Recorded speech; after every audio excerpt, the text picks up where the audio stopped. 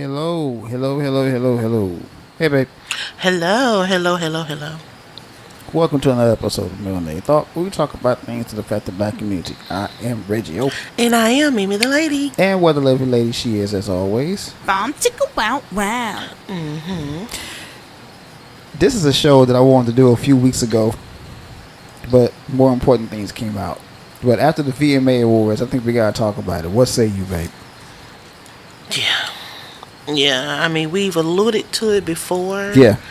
But it never goes away. It just keeps going like the little bunny. It keeps going and going, getting worse, going and going. So, yeah. Yeah, it needs to be talked about. It's called the Ratchet Revolution because for some dumbass reason, America as a whole is infatuated with ratchet ass behavior amongst black women. And for me as a black man and the father of a daughter, by the way, that's not cool. What say you as a woman? I just want to get your brief synopsis on the situation. I just have one quick statement to say about it all. Don't lump me in that shit. Sorry, I know today's Sunday. Please forgive me. But stop lumping us all together because some of us, no. I agree. No, I'll expand later in the show, but that's my sentiment as a whole right now. Okay. All right. So, and you know what would be cool though if we could get some people. Mike would definitely be a person to call in because he's a father of two girls. Huh. Okay. Oh, that's some ratchet people. Any ratchet people out there, call in. Let us know. Oh yeah. If y'all think this shit is cool, yeah, by all means. Unlike my wife, I'm gonna cuss on Sundays, but that's just me. Anyway, how was your week, babe? It's been good. We missed last Sunday because, of course, Yeah. it was MIL's birthday, mother-in-law's birthday. Of course, yeah. And then the week before that, we were in the country. Yeah, we were family reunion. For a family reunion. But it's good to be back, good to be heard. Yeah. Work is work. It's cooling off a little bit, praise God. Oh yeah. That's about it. How say you, sir? Busy because we're down a man. Shout out to Roland Brown. He is getting better. That's a good thing. Amen. Talked to his wife. His wife called in and told everybody that he's doing better now. Praise God. He's out of coma, and that's pretty much it in a nutshell. Just with me staying until the end of his shift, which is 6:00. Which is cool. I don't mind. There's not too much happening at that time anyway. So, yeah, that's pretty much it, man. Being a team player, look at you. Yeah, I have my moments. I don't hate white people that much. Well, just being honest. The phone be like, oh, I gotta pick my kids up. Yeah, I can't use that lie. My child is 30 years old. But anyway, let's go ahead and put this on here, man, the music. But, yeah, that subject, like I said, I wanted to do this weeks ago, but more important, more pressing subjects came up that was a whole lot better suited for the show came up. But this one right here, after the VMAs, man, we had to say something. A lot of people have talked about this. Even Tariq Nasheed, shout out to him. He made a really good point. And we're going to talk about this a little bit deeper in the show. I'm sure you have something to say about it. He said that, it's known that she said that Sukihana said you knew who you was picking when you told me to do it in the first place. Right. And Tariq Nasheed said the same thing that I said. Yep, you are absolutely right. That's right. Them white people knew exactly what they were doing when they picked doing. you. Okay. They used to do Cardi B the same way. I'm like, why they keep putting that girl out front, but they know what they doing. Exactly. They know exactly what they're doing. They want to see, this is what they're doing. I'm going to get deeper into this. They're trying to undermine the whole black girl magic movement. Which personally, I ain't got a problem with the black girl magic movement. Yeah, because black women are pillars of the black community, just like black men are. Say Say it again. So, but they're trying to undermine that with this ratchetness. That's why they keep promoting it. Y'all might have one, but y'all got 20 rats. You know, like they trying to do like a ratio divide. Yeah, you got your Stacey Abrams, but you got about 5 million Sukianas. And that's not fair. Like I said, don't lump us. Yeah, exactly. And that's not necessarily true either. I mean, you know, there are some ratchet people out there, but you know, we don't hold them in high regard at all, for the most part. I mean, at least I don't know anybody that does. Put it like that. But yeah, we're gonna get deeper into that conversation a little bit later on. Okay. But as usual, let's go ahead and get to these books to read. One book I'm going to have you expound upon because I never read it. You have. Books every black person should read at least once in their lifetime. First book I got up here is called Ain't I a Woman, by Miss Bell Hooks. Talk about it, baby. Ladies and gentlemen, if you never read this book, this is a book that pretty much, it didn't make me who I am, but it had a lot of assistance in doing it. I suggest that every woman, it's not too late to read it, but especially you have young women in your life, granddaughters, nieces, goddaughters, family, church members, whoever. This will be a good book to assist them with finding their own identity in this world. Mm-hmm. Our identity footprint is pretty much becoming, like the show topic, Ratchet. I mean, we are all pretty much lumped into, you can go to school, do the work, look professional, talk professional, get your degrees, get a job, married, 2.5 kids with the dog in the house, but you'll still be lumped as a booty shaking, thong wearing, ratchet, ghetto, hoe, bitch, slut, whatever. And that's not fair. But this book pretty much expels and show women that, yeah, it's nothing wrong. I'm not going to say it's nothing wrong because, like I said, I be trying my best to be hard. My husband don't think I can be hard, but I think I can be whored. No. And I do mean to say it like that, whored. No. But he don't think I can. No. But, you know, I think I got a little hood in me. I really do. We all do. When push come to shove, you don't know what you'll do in a situation. Precisely. But this book will pretty much let you know it's okay to be a woman first and foremost. Yeah. And it's okay to stand in your own truth and your own identity. Don't be embarrassed of who you are or what you want to be. And just like I'm saying, if you want to be ratchet, stand true in your conviction. And I think that's what Miss Sukiana is doing. She's standing true in her conviction. Because like she said, y'all knew I was like this from the jump. I'm not going to change for nobody. So, but with Miss Bell Hook, I would recommend this book to read, to talk about it. If you have a book club, read it. If you haven't already, have it to be in your book club. I'm sorry, I'm getting stomach, but her pen name is what they call it. Her pen name as she write books is Bell Hooks, but her government, as we call it, is Gloria Jean Watkins, and she has several books, I think. Yeah, she does. But pick it up, ladies. I think, and men, if you have daughters, pick it up. See, maybe you can get a better understanding, because I know men be like, I just don't understand my daughter. Maybe this will help assist you as what she's going to go through and things she might endure and things that she would love to ascertain, and then you'll be able to pretty much, for lack of a better word, talk to her if she do come to you with these issues.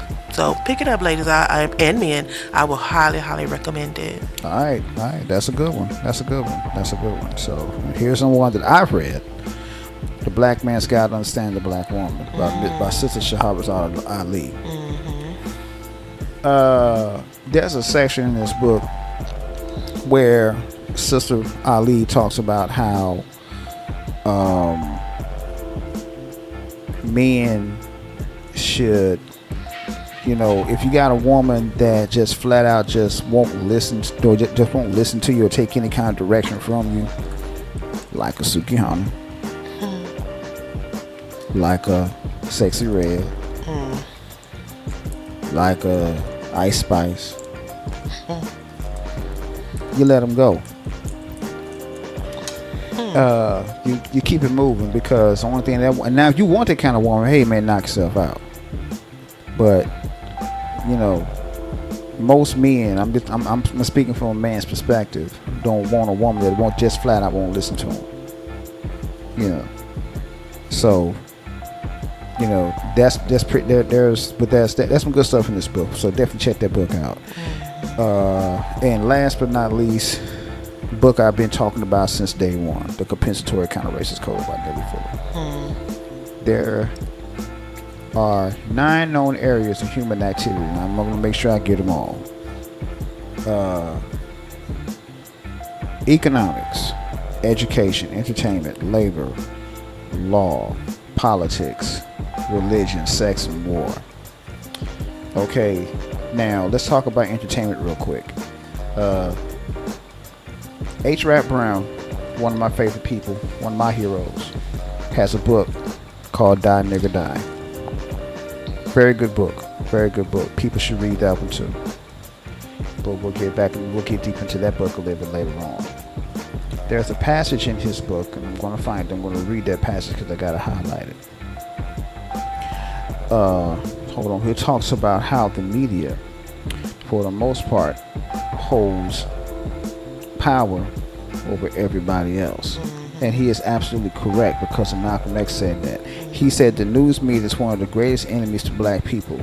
It is controlled by the ruling classes and is used to articulate their points of view. All right? So when you see somebody like a Suki Hana or a Sexy Red, and no, we're not just picking on her, we're just using her as an example because she's the one that's the most filmed. When you see somebody like a Suki Hana and Sexy Red just plastered all over the television, what do you think that's going to do to the mind of a child? Right.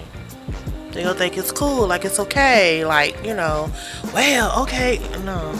And that's my whole point. Okay, so that's the entertainment part of the counter-racist code. The second part to this situation is, of course, the sex part.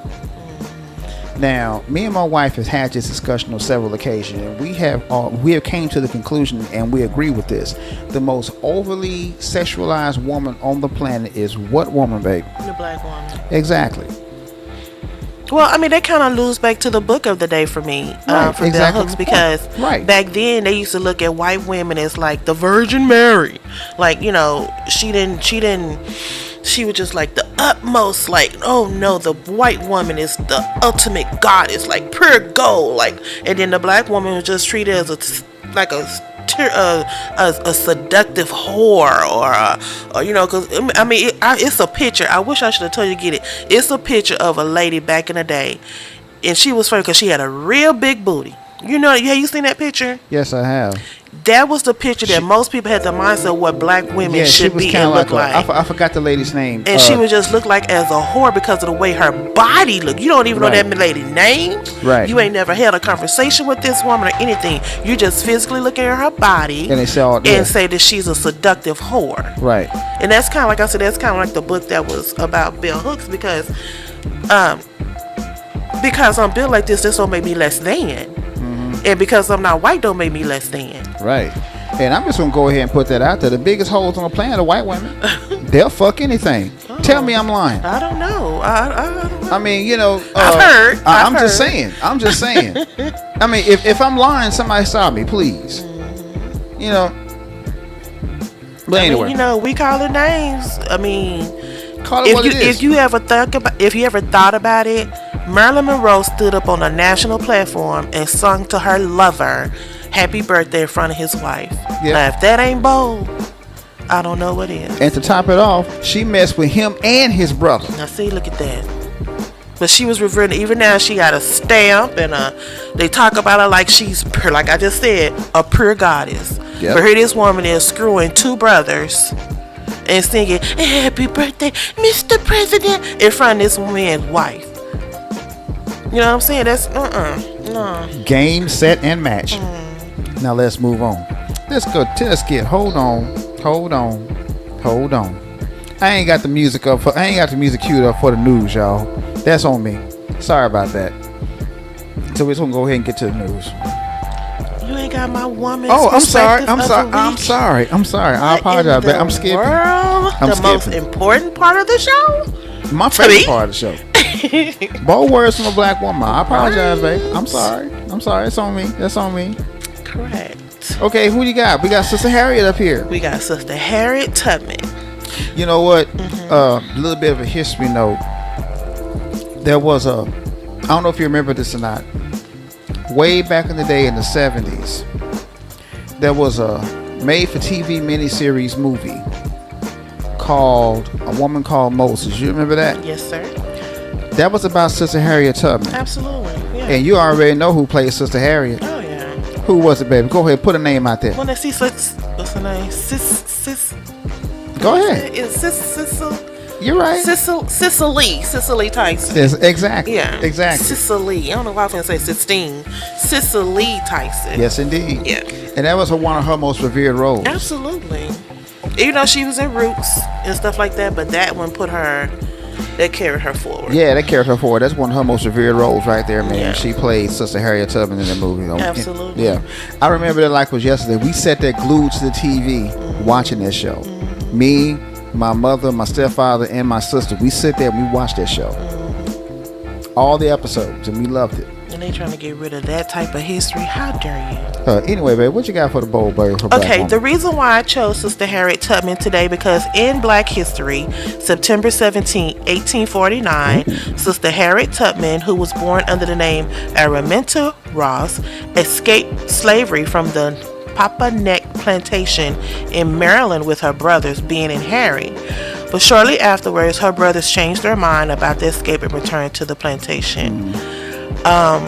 Shout out to her for even taking that chance to escape. I really don't have much to say about her brothers. I guess, sometimes people just can't deal with freedom or like that comfort zone of being, for lack of a better word, comfortable. But I don't know how you being comfortable where you getting up at crack of dawn, picking cotton, strung up if you don't say the wrong thing, whipped up if you do the wrong thing, treated like a sex toy if you was big and buff to make more slaves, but to each his own. But shout out to Sister Harriet Tubman today, because on this day in history, she took the chance to escape slavery. And there were several other things I wanted to mention today as well. In today in history, Hampton Institute was founded in 1861. I don't know how many of you remember this, but the Flip Wilson Show premiered on NBC. Yes, it did. In 1970. Shout out to Illinois because they was the first state to honor Dr. Martin Luther King Jr.'s birthday as a holiday in 1973. And I would like to close with this because I think she's a beautiful woman then, and I think she's a beautiful woman now. And I want to close with her because it kind of goes with the show topic. Sister Vanessa Williams was crowned the first African-American Miss America in 1983, but they put so much scandal on her name because she took some pictures. She had to relinquish the crown. Exactly. And here's the funny part about let's talk about that for a second. Here's the funny part about that whole situation. Vanessa Williams was not the only Miss America person. She's not the first one. Not the first one, and she wasn't the last one either to do naked pictures before she became Miss America. But because she was black, they had a problem with it. Right. That's why I said it correlates with the show's topic. That's Ratchet. Why you keep trying to lump black women like they made her feel like she was just a slut or a whore. But there's been several other contestants who ran for that role who did far worse than took some pictures. Oh hell yeah! But yeah, so shout out to Sister Vanessa Williams today. Oh yeah, that's some good stuff. Man. I appreciate that. Thank you. Now let's get to the news. I'm sorry y'all about the music. We ain't got the theme music. That's on me. Man, I know. Beatbox it. I ain't beatboxing in a long time. Spitting all over the microphone. Right. But anyway, here we go. Thank you, Conrad. First and foremost, quote unquote, they don't own the street.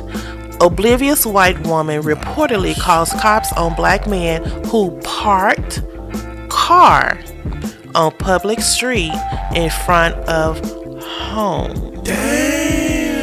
If y'all could research this story and look at the video, I'm just appalled. And I'm just taken aback, and I meant to say it like that we have people out here in this here world that think because someone parked their car on a public street, put emphasis on the public, baby, public street, don't belong there. A black man visited a friend in the Hidden Hills neighborhood in Santa Clara, California, and was informed that he should not park his car there.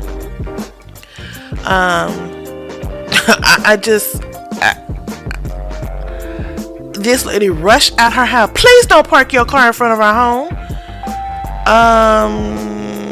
Put in a note. Wrote it in a note. Put it. Had the audacity to walk up to this man's car and put the note on his car. Wow. Because she parked in front of his home. If you live on a public street, it's just so much in front of your house, especially you have guests, that people can park. Yeah. So maybe his car maybe overlap a little bit in front of her house. I'm a little taken back about this story because I know some people, I'm not gonna say no names, but they're in my family and they have a home. And they have problems with people parking in front of their home. And I'm thinking, like, if I'm your neighbor, if I come to you and say, hey, I'm going to have a couple of people over, do you mind if I park in front of your home? I mean, I think that'll be the courteous thing to do. Right. But if they just lap it a little bit in front of your house and you see that other cars in front of my house, wouldn't that make you think, okay, he's probably having a gathering. I'm not having anybody over today. That's fine. Now, if they park in your driveway, that's different. Or if they block your driveway, that's different. Yeah. But if they park in front of your home, I mean, so would you say the same thing if somebody's car break down in front of your home? They probably would. But my car won't move, it's done broke down. Yeah. See what I'm saying? I don't know. Hey, what say you? I have actually been in a similar situation. Somebody left you a note in your car and said, don't park in front of my house. No, they came outside. Oh my God. And told me not to park my car. I'm like, wait a minute. I'm over now, mind you, I'm across the street. Okay? I'm way across the other side of the street. All right? I was going to see my cousin, a cousin of mine in Oklahoma City. White lady, of course. Came out and told me not to park my car there. I'm like, I'm over here on this side of the street. I'm not anywhere near your house. What is your problem? If you park in front of if you stay parked there, I'm going to call the police and have your car towed. I said, go ahead. I called her bluff and she didn't do nothing. So, but anyway, yeah, I've been through that before. But my whole thing is this right here. When it comes to white people, and I'm gonna go ahead and say this, I might get deemed for this. I don't give a damn. When it comes to white people, they think that they own the whole fucking world, and that's part of the problem. They are so entitled to the point to where they have to do everything. They want everything done their way, and that's it. So you can't park in front of something. I wasn't even nowhere near her house, mind you. I was on the other side of the street. Wasn't anywhere near her. I wasn't causing any problem. I just got in my car to go see my cousin. That's it.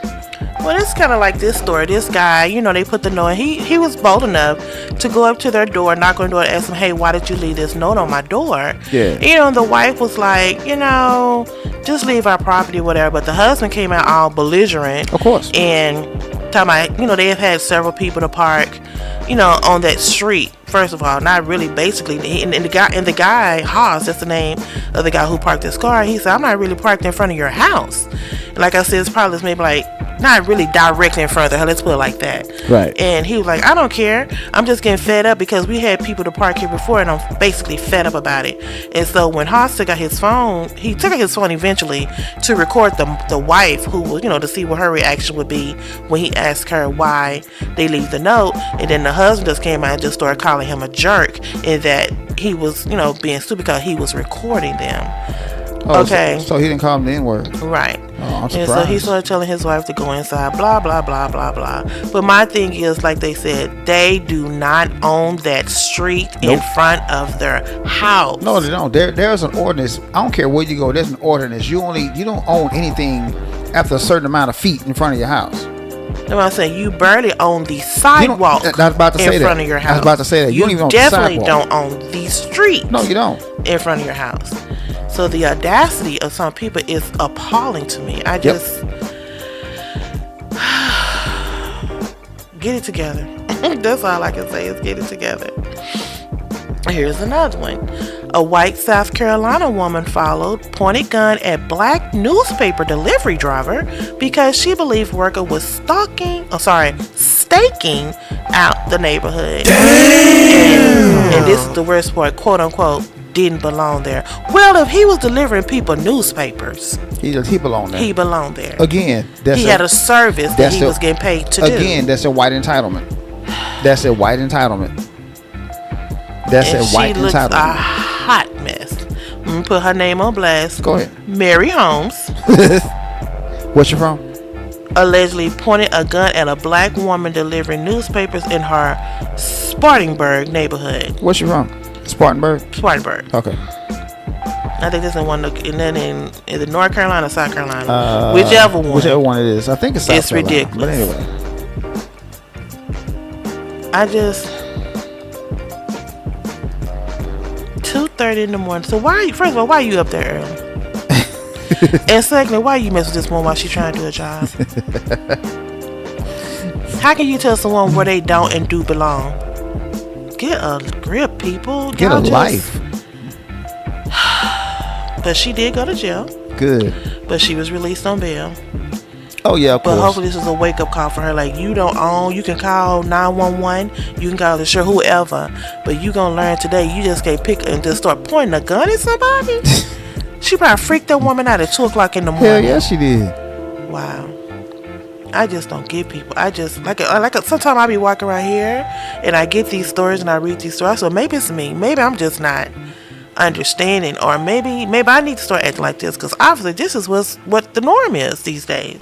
Every time it's something stupid like this. Yeah. I can't think of another word to say but stupid. Nah, you're right. You're absolutely right. That's what I would say. Now here is this. Now the baby. You know, I always take care of the babies, but here's a baby acting up. Quote unquote, it was just a stupid act. White Massachusetts. I don't know how to say Massachusetts. You said it right. Teen accused of racist attempting drowning of a black boy. Dang. It was just horseplay. Nah, if you trying to put my head underwater, how is that horseplay? You know what? I read about this story. 14-year-old. I read about this story. 14 and 15-year-old. I already knew they was gonna chalk that up to horseplay and let that boy get off. Mm-hmm. Now you know good and damn well, if the roles were reversed, they would have tried that boy as an adult, right? And he would be under the jail right about now. Okay, so if it's just horseplay, why are you calling him boy and the N-word? So that wasn't horseplay. That's not horseplay. No, that's not You knew what horseplay. you That was doing. racially motivated. And that right there, ladies and gentlemen, and God, what's that guy's name? We got a story about him later on. I think we got a story about him later on. Now here's the kicker right here. Now tell me if this is horseplay. Once they was in the water, the juvenile defendant proceeded on pulling on the victim's life jacket and submerged him underwater 4 to 5 times, causing him to go into distress. That ain't no horseplay. And That's you see not me horseplay. fighting for air? No, that ain't horseplay. You getting a kick out of it. We have a story. I have another story. I forgot the guy's Then name. they start smirking. Come on. Yeah, I know it. I forgot the guy's name that we have a story about. I guess when we hear the story, it'll ring a bell. But he was trying to displace the whole thing about white privilege. Now, if this isn't the case of white privilege, I don't know what is.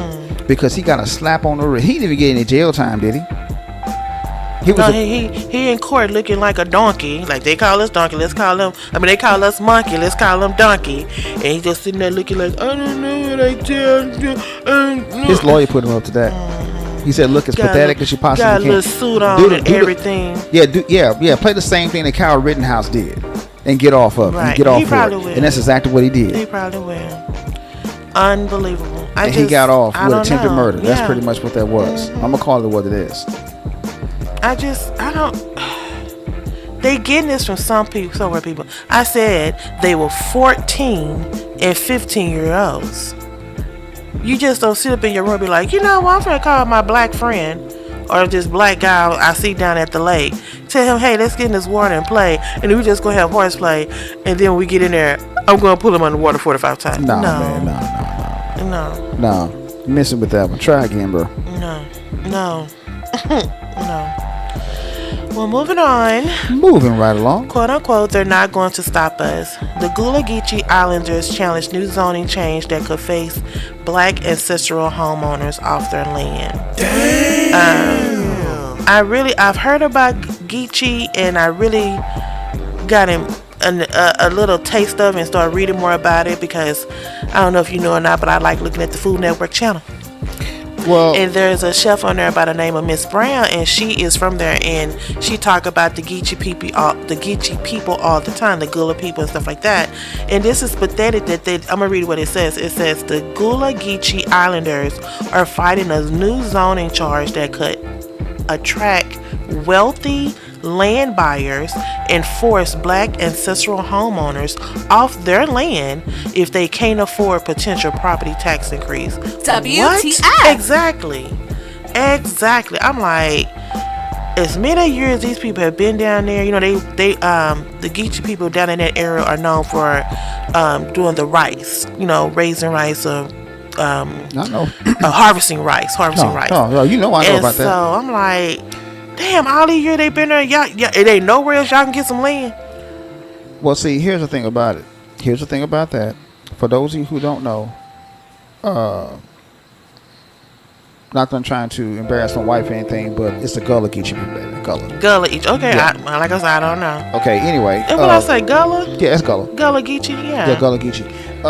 The Gullah Geechee people are people that are from the North Carolina area. Right. From the Carolinas in general, North and South Carolina. Mm-hmm. Okay, now those people are descendants of freed black people. And they have been in that area for... They came in from the South, right? A very long time. Right. They are descended from the black Seminoles that came from Florida as well. So anyway, they have been there for a very long time. And the reason why that white people are trying to go over there and take their land is because they found something on their land that they want. The land is prime real estate, and they've been there forever. Yeah, they've been there a long time. I mean, generations upon generations upon generations of Gullah Geechee people have been in that area. Okay? So, there's a reason why they're doing that, because there's something over there that they want. Just stop being so facetious about it. Just let them know. Yeah. I don't think it's nothing wrong with being upfront. What's going to happen is this right here. This happens to a lot of black people. They'll call what they call eminent domain and take their land right out from under them. Right. Well, I'm glad they come together and trying to stop it, because just stand strong and stand true, and just don't let them run over you, like they normally try to run over everybody. Of course, yeah. I'm with you on that one. That's definitely crazy. Wow. That's messed up though, right? Very. That's like man. There's nowhere else y'all can get. Like you said, that don't make sense. Now, why would you come to that particular area trying to start building property? Because that's nowhere prime real else estate down there. That's prime real estate. Okay. It's prime real estate. Think about what they did in 1921 Tulsa, Oklahoma. They bombed that place to the ground and they took it over. Yeah.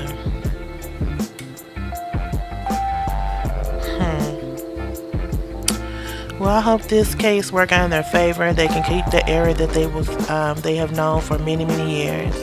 Yeah, for generations. Yeah. So. Now this story has me perplexed, because I think it was like black on black crime, for lack of better words, but quote unquote, this monkey doesn't know how to toss salad. Black Sweet Green employees were called the N-word, continuously harassed by who? Hispanic co-workers.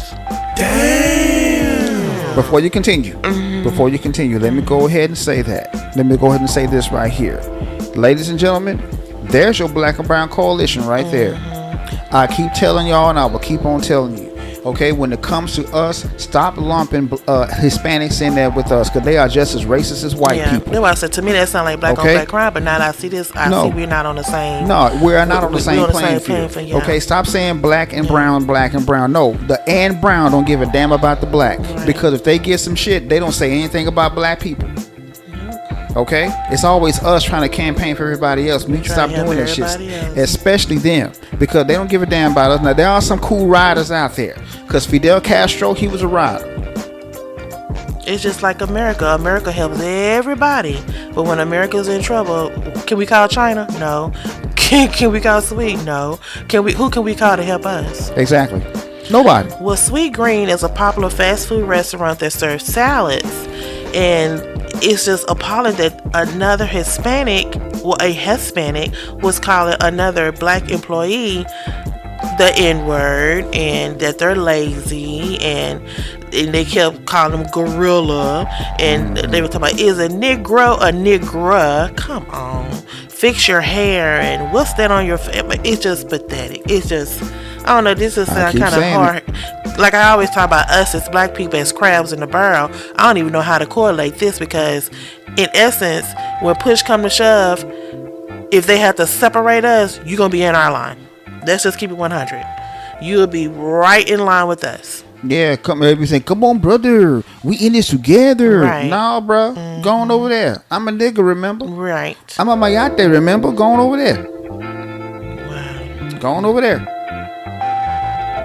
Hold your own nuts. How can you? I told you. I keep saying it. I will continue to say it. I've said this on this show several times over. Stop saying black and brown, because the and brown won't give a damn about the black. I keep saying it, and I keep on saying it. And this proves it right here. This is it right here. Now, like I said, are there some cool ride or die Hispanics out there? Yes, no doubt about it. But they're few and far between. But this fool right here, yeah, he's not one of them. So stop saying black and brown, because the and brown got to hold their own nuts, man. Absolutely. It's the way, like the girl, it's a girl, her name is Ashley Garcia, and another called Abigail. This is how they'll talk to him. Yo, shut up, my nigga. Oh, or you nigger. Yeah. You're stupid. Oh, shit. They didn't find the right one to say that to. I was just gonna say that. I said, if they would have said that to someone else, they probably would have been eating all them sweet greens. Let's just keep it 100. They would have got snatched bald headed. Literally. Jesus Christ. I don't know. Sometimes I just be like, so does that make you better? Because you done came here and got like a little bit of notoriety, and you think because you working somewhere, and you know, for a long time they were considered like the lowest of the totem pole. Let's just keep it 100. Yeah. And now you can get a little notoriety, probably a little bit of money, got a decent car, live in a nice neighborhood. Here's the funny now part. You try to call somebody out their name. What they used to call y'all Spinks and all that. Wetbacks. Yeah. Used to be 1 million y'all in the house and 1,000 of y'all in the car. Yeah. You know, y'all had the worst reputation in the world. Yeah. And now you have the audacity to try to call somebody out their name. And black a derogatory people. Well, here's name. the funny part about this though. Here's the thing about this. Number one, September is Hispanic Heritage Month. It is. It sure is. Yeah. Mm-hmm. Okay, that's number one. Mm-hmm. And number two, when it come down to Hispanics, we help them out a lot. Yeah. Definitely. That's what I said. How did we go from building each other up, and now we're using derogatory words toward each other? Yeah. How did we get here? Exactly. Moving on. Moving right along. What we got? Now this one right here, I'm trying not to laugh, but it's ridiculous. These old people are just killing me. What happened? But he's not really that old. He's 47 years old. Quote unquote. I'm killing me a nigga. Oh. A man from Maine said he wanted to kill any black person that came out of his neighbor's home. Damn. 47-year-old Maine man is facing federal charges for making threats against his black neighbor. Now, we've done several stories on the show where the neighbor just don't like one neighbor don't like the other neighbor because their color of their skin. But Brother Charles Allen Barnes right here of Lewiston, Portland, right here. Okay. Well, Lewiston is like 36 miles outside of Portland. He just said he got fed up. He don't care who. He didn't even care if it was the son, the mama's boyfriend. He just wanted to kill a nigga.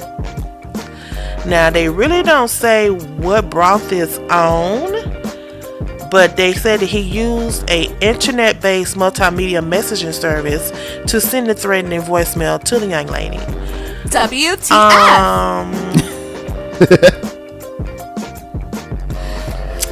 You're sitting in your car or truck in front of this person's house and sent this on, for lack of a better word, social media. What you think they gonna do? You think they gonna open the door, or they gonna call for protection? Well, I've said this on several occasions, and I'm going to go ahead and say it again. For those of you who are first-time listeners, my wife and I are looking for our forever home. Mm-hmm. Now, my wife knows who she's married to. Mm-hmm. Now, I'm just gonna be completely honest with you. If that was me in that neighborhood, I would come straight out just like in that scene in Boys in the Hood when Doughboy did just like this. You know, to the people that ride in the car, I would have been just like that. What you gonna do? Yeah. I'm right here. But that's just me. So, yeah, there's that. I mean, you know, it's like you said, we don't know what brought this on. Maybe he's just a racist bastard, and that's all there is to it. What say you, babe? But what's so funny is now he's trying to play Potter, and this is what he said. I'm gonna read what he said. Ever since the story put out by the Maine's Attorney General came out about me, my life has been hell. That's between consistent tampering with my car, harassment from a few customers, eviction, death threats. Charged and convicted are two separate things, but no one cares. I don't care if you charge or convict. You never should have did it. You never should have picked up whatever device you used to send the message. So now you getting the repercussions, my friend. Yeah. And the repercussion, he's going to face 5 years in federal prison. Oh, he got into. But let me go ahead and clap that up. I was just going to say, I always say this on the show. Tell your bunkmate, which is going to be your neighbors per se, that you want to kill a nigga. Yeah, go ahead and do that while you're in the prison, while you're in the pen. I can pretty much guarantee you, Bubba and Ice Pick, man, they going to stick his ass in more ways than one. Go down there acting like that. I think I want to kill a nigga. Go ahead, mister. Okay, go ahead. Don't drop the soap in the shower. Boy, I tell you, some people, they don't even think. I mean, I know your frustration. I get frustrated too. But I'm not finna go and tell them, I want to kill a hunky. I want to kill, no. Yeah. No, that's disgusting. Or as my stepdad would say, I want to kill a peckerwood. Right, that my dad, right, it's just, Now I'm going to talk about your favorite person who I really don't want to do this story because I really don't give a damn, but it is in the news, so we have to talk about it. Hold on, let me guess. It's not Ben Crump. Little Timmy. Oh, no. No, not Tim Scott. Little Timmy. Oh, we don't call him Little Timmy because in this story to me he's crying, quote unquote. You can't say I'm black, baby. We can look at you and say you're black. Let's just. Dude, we ain't gotta say it. Nah, and I used to get confused. Let me put this little side note in here. I love sports, and I used to look at baseball with my dad, and I'd be like, dang, they got black players in there, but come to find out they're not really, okay, they don't consider themselves black. They're Hispanic. They consider themselves Hispanic, or what's that, what's the other one? Afro-Latino, yeah, and all that. So they don't really consider themselves black. But Tim Scott, you're black. Dude. You are black. But the story says that Tim Scott says that too many of his running mates focus on his relationship status is a form of discrimination. But hold on. Yeah. Damn. Okay. He's trying to say that too many people are asking him about his relationship status. It's like it's two different, like he's trying to obscure the narrative somehow. Like he said they're asking him about, well, you introduce us to your mom, where's your girlfriend? Do you have a girlfriend? Are we going to ever meet her? Who cares? Because there were several presidents, from my understanding, who were single when they ran for president. Right. Either they became, I think it was only one president that was actually single while he was in office. I don't think he only did one term. Yeah. And then there was others who got married while they were in office. So they're not saying you can't become or run for president because of if you are in a relationship or not. I think this has to do that you are very, very, very, very behind in the polls. That's it. And he's trying to say that these people is building a relationship cool about him, and because he don't have somebody, they don't see him with somebody. And I think you're trying to spin a narrative, because I personally, I'm sorry, this is my melanated thought, I thought he was gay. I'm just gonna keep it 100. He probably is. And I think he just used it. It kind of reminds me of Cory Booker. I remember when Cory Booker was running. Then all of a sudden, he started dating Rosario Dawson, which I thought was his beard. That's the lady who played like the beard is. And I think this is the same thing with, if you don't have somebody, little Timmy, that's fine. That's okay. Don't nobody if really you care. have a Brian or a Stanley, say that. Don't be embarrassed. For real, live in your truth, as my wife said earlier. And now he's trying to say, hey, this messing me, it's discrimination because they see I'm black. Boy, you are black. And I meant to say, boy, you are black. keep it 100. You're just behind in the polls. I mean, he's doing very well in Iowa, which is kind of weird. Kind of weird because it's like Trump, DeSantis, and then him. Yeah. But like in the overall poll, he's down. Like I think Trump is 53, and I think he like 2.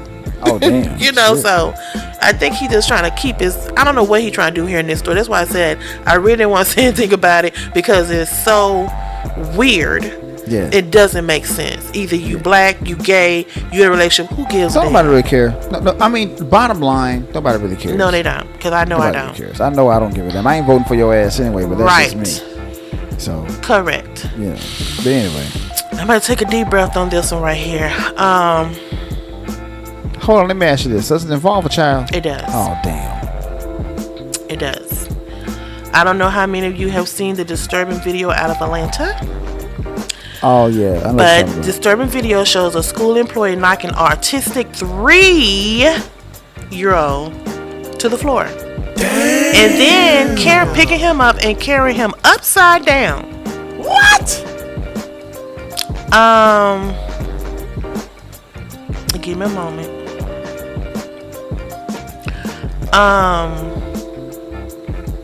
If you haven't seen the video, you can see the little boy running up the hallway, and the teacher takes out. I guess this is a teacher, but they really don't specify because at the end of the video you can see another woman. So I think it maybe the little boy ran out of her class, and this person was in the hallway and just saw the little boy running. But he slapped the boy down like they was in a WWE. His head hit the ground. And then he picks him up by his 2 legs and carry him to wherever he was carrying him to. They lied to the parents and told the parents he came home with a knot on his head. And they lied to the parent, never told the parent that the teacher was the one who knocked him down to make him hit his head. First of all, couldn't have been mine. Second of all, in the words of the great movie Life, there were going to be some repercussions and some consequences and repercussions. Yep. And in the words of the great late Biggie Small, there were going to be some slow singing and some flowers bringing. Yeah. First of all, he's autistic. He don't learn or listen on the same playing field as a normal person. No. Let's just start there. No. Second of all, he's 3, still on the stage of a toddler. That's exactly what he is. So you had to slam him down to the ground because I'm going to go ahead and mirror that comment that my wife just put out there, because I'm just going to be honest with you. Hypothetically speaking, if that was our child and I got that phone call, the next call that you would find that you would get from me would be from the county jail. Exactly. But see what makes this so pathetic? They didn't even call. The little boy had to go home and the parents saw the knot. Oh, they didn't even let them know what happened. Oh, after I saw that knot, I'm going to school. That next morning. I'm going to the school. No, I'm taking you to school this morning. Come on, baby, let's go. Oh yeah, but of course, the district put out a letter saying they take action against children seriously. The employees, they keep saying the employee, never said the teacher. So that's why I'm thinking, was he like a janitor or a hall monitor or something? Because they keep calling him the employee. It's no longer in the school district, blah, blah, blah, blah. But yet still, that father, he was red hot mad. And I don't blame him. And then the mother, she was upset too. She felt like that he should have left in handcuffs. He should not have been able to clock out for the end of the day and go home. He should have went to the jailhouse. And my sentiment wholeheartedly. Because my thing is too, it doesn't really say how did these parents get this video though. I don't really know. You know what? I saw the video and I immediately showed. I actually told you about it first, then I found the video itself and I sent it to you. Mm-hmm. Okay. And I'm just gonna be honest with you. If I'm like I said before, if that was our child, it's on the cracking. They only told the parents that he bumped his head. Nah, he didn't bump his head. Somebody helped him get that bump on his head. That's exactly it. Come on, let's keep it real, people. Stop lying to these people. You don't know if that could have damaged him in some effective way long term. You just don't know. Stop doing that. If you saw that video, that boy's head bounced off the floor. Yes, it did. So hard. It bounced off the head. It bounced off the floor like a basketball. And that's why I've said many times on this show, Thank God for cameras, because if it wasn't for that camera or that video, they would Nobody never would have never known. know. Nobody would At never have all. known. But, like I said, that could not have been me, because if that were my child that came home with a knot on his head, I'm going up to the school to ask him, hey, what the heck is going on here? Shout out to T.I. expeditiously. Thank you very much. First, I would be up there for the stores even open. I'm right there. I'm right there before the buses get there. I don't know. I don't know. And I would ask my son, hey, point him out. Point him out. Don't worry about it. Dad got it. Daddy got it. It's crazy though. Point him out. Babies, 3 years old. He's 3 years old, and plus he's special needs. Well, hopefully this will come out,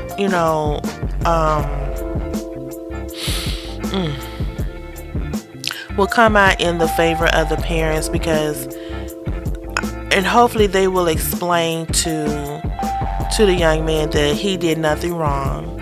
It was just a grown person being a bully. Pretty much, he was being a bully, and whatever frustrations he had, he took him out. He took it out on that sweet baby that day, and I hope there's not no damaging effect health wise as well. He shouldn't have done that. Now this is one of the stories. I think you and I talked about it. This is 2 more stories that I put in. I don't think I sent it to you. Go ahead. But of course, we've talked about it on the show before. But the young man who was shot for going to the wrong door. Oh yeah. Brother man's gonna go. He's going to trial. Oh, he's going to trial? He's going to trial. I believe he's like 84 years old. Hopefully he can stand it, but he is going to try. And I hope they give the young man justice, because he did not deserve to be shot because he just inadvertently went to the wrong door. He went to the wrong door. I mean, and rang the wrong doorbell. That could have happened to anybody. But what got me about this story is that the 84-year-old put his name out there, Andrew D. Lester. Come on now. He shot 16-year-old Ralph Yarl. But when he shot him, when he realized he was at the wrong door, he turned around. He was walking away. Old boy shot him in the head. And then he came outside and shot him again. See, I never knew that part. I thought he just shot him one time through the door. But they said no, he came outside, shot him in. The boy was turning around, leaving. He shot him in the head, and then when he shot him again. Baby, you need to be under the jail. There's no reason for us to even have a case or a trial. Come on, he's that guilty. Was deliberate. He's guilty. That's deliberate. Yeah, that's deliberate. I'm sorry. Because shooting somebody through a door is one thing. Right. And then you're going to step outside and shoot him again? That's pathetic. That is just... Now, granted, he was not inside your house. He was outside your house. Mm-hmm. Turned around, so it's clear you shot him in the back. Mm-hmm. No, he shot him in the head. Yeah, well, in the back of the head. Yeah. You see, he shot him in the back. You shot him in the back of the head, and then you don't turn around and shoot him again while he's down. Yeah. Nah, man. Nah. That's soulless. You do not have a soul. You killed a child. A 16. Well, no, he lived.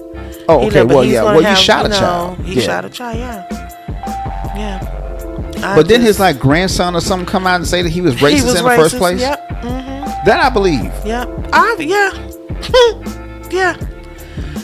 So hopefully this trial won't take long, and that the jurors will do the right thing. Please, yeah. Don't look at his age. Do the right thing instead of the white thing. Exactly. Thank you. Say it again. Do the right thing instead of the white thing. I like that. Yeah. Now I want to close with this story because this story kind of touched me a little bit. All right. Cause y'all know how I feel about Obama. We had lunch today at Black Eyed Peas. Shout out to Black Eyed Peas. Yeah. We went to church and went out to lunch. Their roast beef is off the chain. We were just talking about how all this controversy in the political realm is pathetic. Yeah. One of the issues that we brought up was Brother Biden's son. Yeah. Why they attacking this man? Because he bought a gun when he was on probation and they found a little cocaine in his backpack. Who cares? He's not even a political candidate. No. But my thing is, we brought up to kind of pair off each other when Obama was in office. Yeah. They did everything they could to find a mistress, outside kids, whatever. Right. But the thing that done came out that has touched my heart. I'm listening. An alleged lover claims he was intimate with the former president twice. Damn. To me, when all this came up from Trump about his birth certificate, I know he didn't have to, but pretty much Obama became an open book. Because everybody was looking and searching and searching for something on this man. Yes, some people believe there is no way he can be squeaky clean as he appears to be. Some people said that Michelle acted more masculine than him. Whatever. But why do people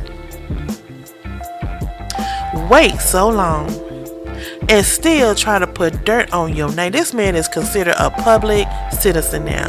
He's not president. He will always be President Obama, but he's not in that official role anymore. It's the same thing with Bill Cosby. Y'all know how I am about my black women. Hear me roar. But why y'all wait 15 and 20 years? Here's another lady that came out against Bill Cosby, accusing him of raping her or drugging her. Oh, Lord. But this story here about Obama, was this even necessary to make national news? Well, it's the same thing. It's the same thing that they did. If you remember, now remember back into your history. It's the same thing they did with Dr. King. Okay, they're trying to discredit him and make him feel like he was bad. And now they're trying to do the same thing with Malcolm X. Okay, they're trying to say that Malcolm X was homosexual, and there's no proof of that whatsoever. And they tried to say about Dr. King, that he was messing around with his wife. Okay. I mean, hypothetically speaking, even if he was, so what? Hypothetically speaking, I'm not saying that he was, I'm not saying he wasn't. But who cares? My deal is this right here. Let's just go with it and say that the accusations against President Obama is true. Let's just say that. Let's just say that it is true. Do you really give a damn? No, and Ben, you gotta consider the source also. Yeah. Because the man Larry Sinclair went on who? Tucker Carlson show. Shit. And Larry, who has been convicted of a wild array of crimes, including fraud. Oh, come on, man. Larceny and forgery. Come on. This man, so in other words, he's a professional liar. Has said that, and at this time, Barack was just a politician. He wasn't really the president. Said that he's been physically intimate and that they did drugs together. Who cares? Who haven't? Well, some of us haven't, but who cares? Who hasn't? Right. And you're bringing this up now because now he's trying to say he think Obama is bi. Again, who cares? Why is this coming up now? For real, why bring it up now? He ain't even president anymore. We as society need to get our people families. If you want to hurt somebody, like you said earlier today at lunch, talk about somebody's family. You will see the true essence of their control of emotions. Right. People don't like you talking about their family. You can tell in Biden's face right now, what they're doing to his son is literally eating this man alive. Of course it is. And I don't blame him at all. Just like you said today, if something happened, they'll probably try to get me or your mom. Or my sister. Or your sister. So that's pathetic. Leave this man alone. Yeah. If you want to do a little cocaine, okay. If you bought a gun, okay. But like I said too, he's the son of a president of the United States. Okay. Who probably get death threats on a regular. Of course. So some of them threats might trickle down to him. Now, so is he not supposed to protect himself and his family? Now let me say this real quick. Let me say this. I'm going to go ahead and say this. Am I a Joe Biden fan? No. But I will say this. That man's son has nothing to do with how he's running the country. Exactly. I don't give a damn about what he's doing. He could go rob a bank as far as I'm concerned. I wouldn't give a shit. That's his business. That has nothing to do with his dad running the country. Right. Now, if his dad was driving a car, that's a whole different story. But what his son does has nothing to do with anything else. Remember we were talking earlier about those Bush girls. They were doing some debaucherous shit. Oh my God. Up in the White House. Right there in the damn White House. And what did they do? What did they say about that? Oh, that's just some girls being girls. Right. They're just young teenagers. They're being teenagers. Party, they in college. That's what you do in college. No. A lot of us didn't do this in college. Sorry. Thank you. Call me L7 if you want to, but I didn't. Yeah. Hey. I like being a square in college. I sure did. I was square as hell. I was a square peg in a round hole. You damn straight. I was. I really was. And I'm proud of that square pegness too, because I ain't got no bad habits. Yeah. No vices. Only bad habit I got to grab my wife's butt, but that's another subject. Yeah. You need therapy.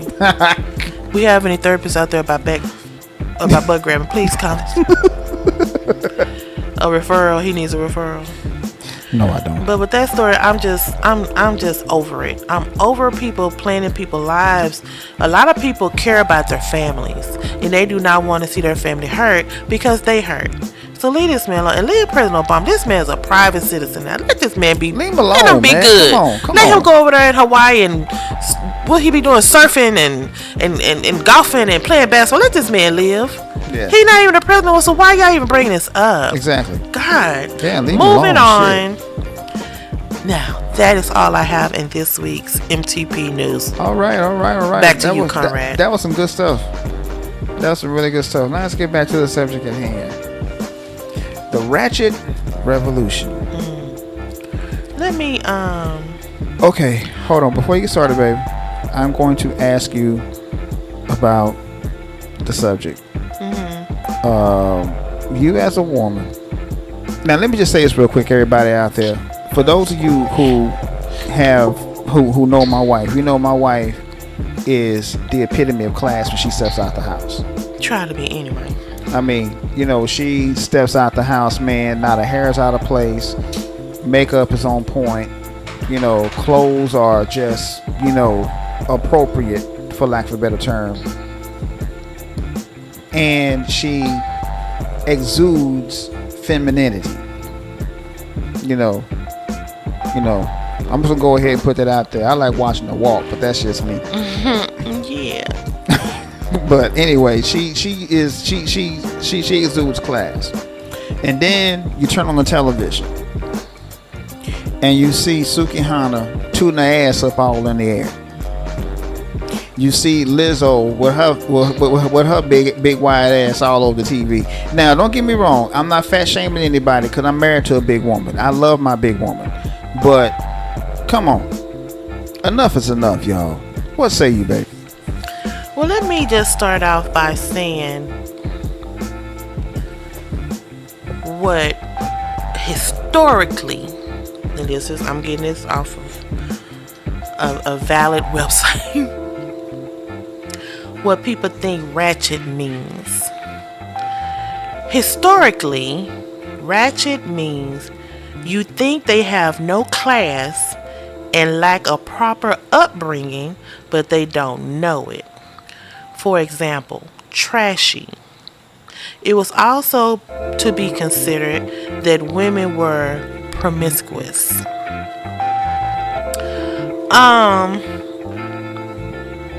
Supposedly this is a slang word that was brought up in the hip-hop culture to show derogatory words toward uncouth women who possibly have a Louisianan dialect.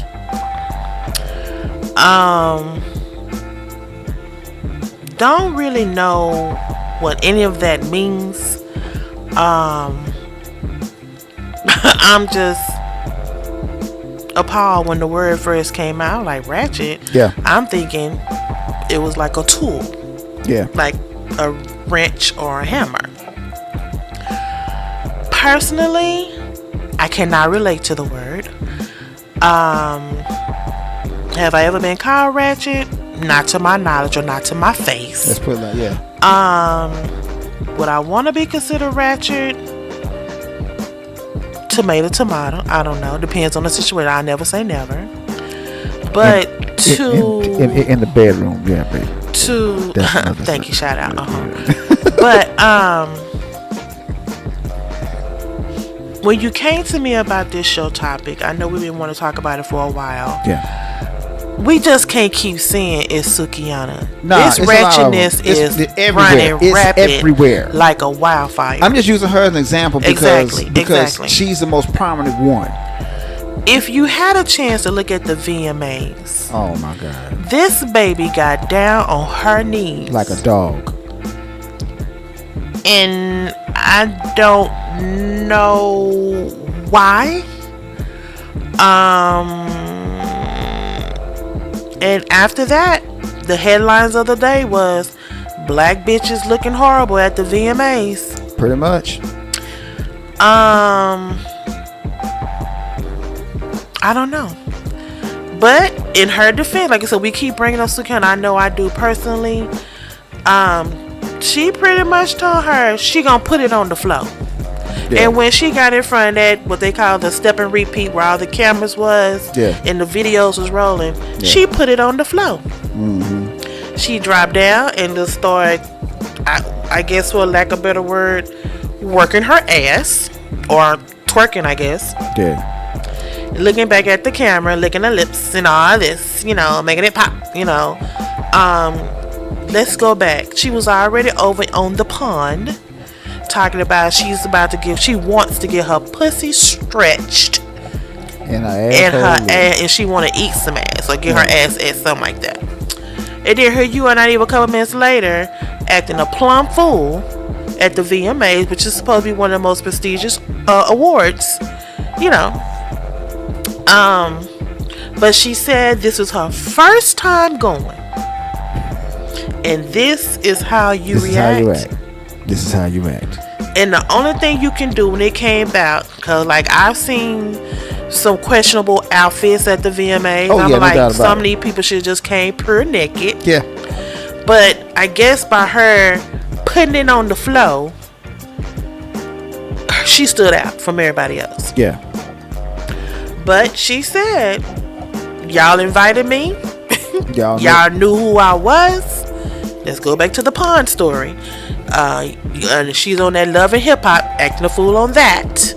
But she said y'all knew who I was. So do we fault her? Because Here's the deal. she's holding true to her conviction of this is her, or is it all a facade? But can we really blame her? Because she told y'all invited me. I have not changed since I've been on this platform. It's been the same. Whatever this term for ratchet is, or however you want to call it, this is me. Here's the deal with that, and we talked about this earlier. She is absolutely correct. She knows that, and these white people knew exactly what they were doing when they put her out there. They put her out there to negate that whole black girl magic movement that's been going on. Right. Now, I know for a fact that you're all about that. I am. So, the thing of it is, man, well, let's put it like this. Two black women won the U.S. Open. Passing of the torch, for lack of a better term. Serena Williams, now some other young sister has Coco it. Graham. Yes. 19 years old. 19 years old. Doing her Thug Thistle. But it got overshadowed by Sukihana. You see where I'm going with this, right?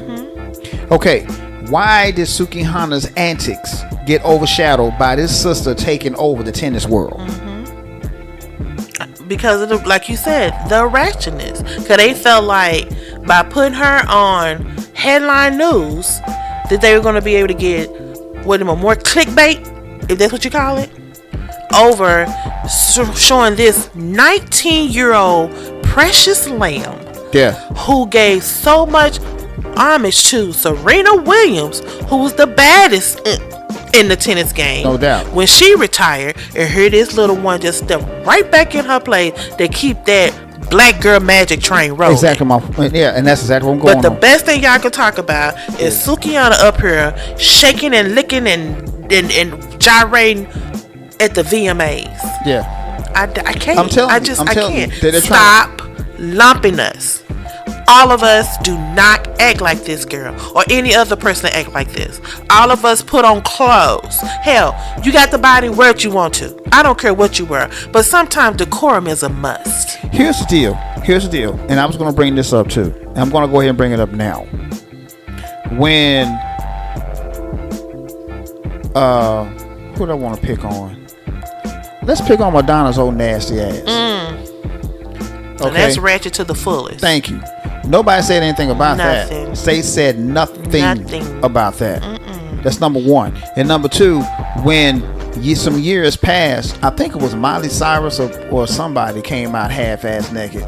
They pretty much said, okay, that's just her being young. Mm-hmm. But the second you see a Sukihana come out, all of a sudden she's being nasty. We know what she was. But that's another subject. But the thing, my whole point is this right here. When it comes down to white women doing it, what they say what they say is this. That's her doing that. That's her artistic expression. Thank you. That's exactly what they were saying when Madonna came out with that pointy bra. Remember that shit? Mm-hmm. When she came out with that pointy bra, all of a sudden she's expressing her artistic self. So let me ask you this: with her in the corner bra and Lil' Kim with the pasty, what's the difference? Exactly my point.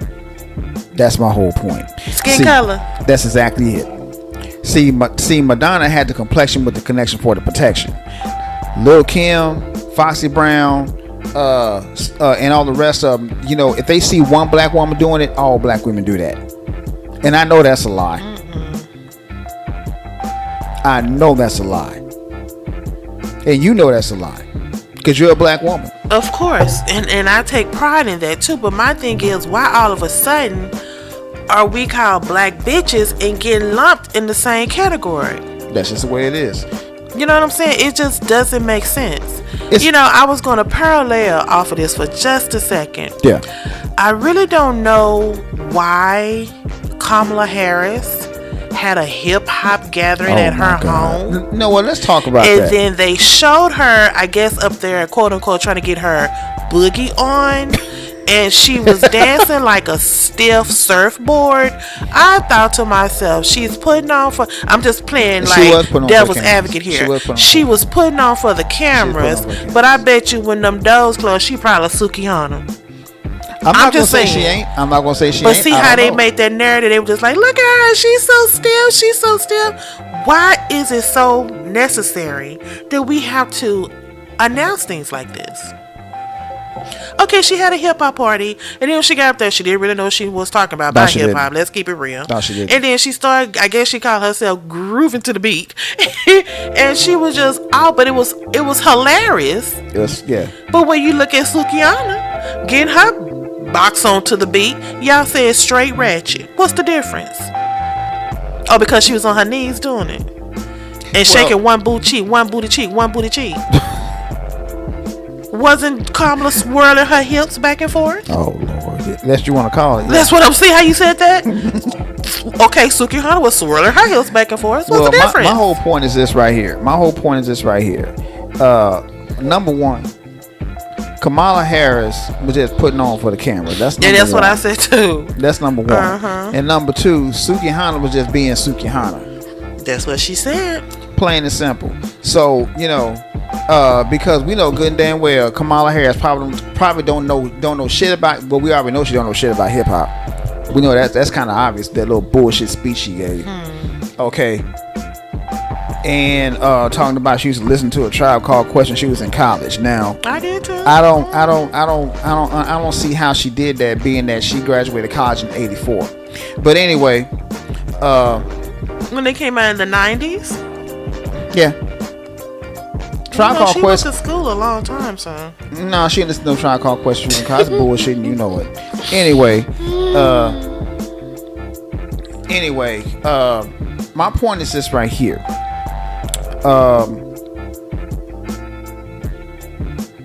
They remember the show we did a while back, positivity versus negativity. Mm-hmm. This is a prime example of that. Negativity. Yeah. This is a prime example of that. Mm-hmm. The negativity overwhelmed the positivity. The negativity is Sukihana twerking ass at the VMAs. The positivity is that girl, that 19-year-old sister. Coco girl. Yeah. Oh, Sha'Carri Richardson kicking ass in the track and field. Absolutely. That got overshadowed by Sukihana. Mm-hmm. I mean, Sukihana overshadowed that. Ketanji, I'm gonna bring up Ketanji too. Yeah. Ketanji did a speech where she was saying this is the 60th year of slavery. She did a speech saying y'all need to stop trying to denounce slavery. Slavery happened. Yeah. How many times they show that on the news? Good question.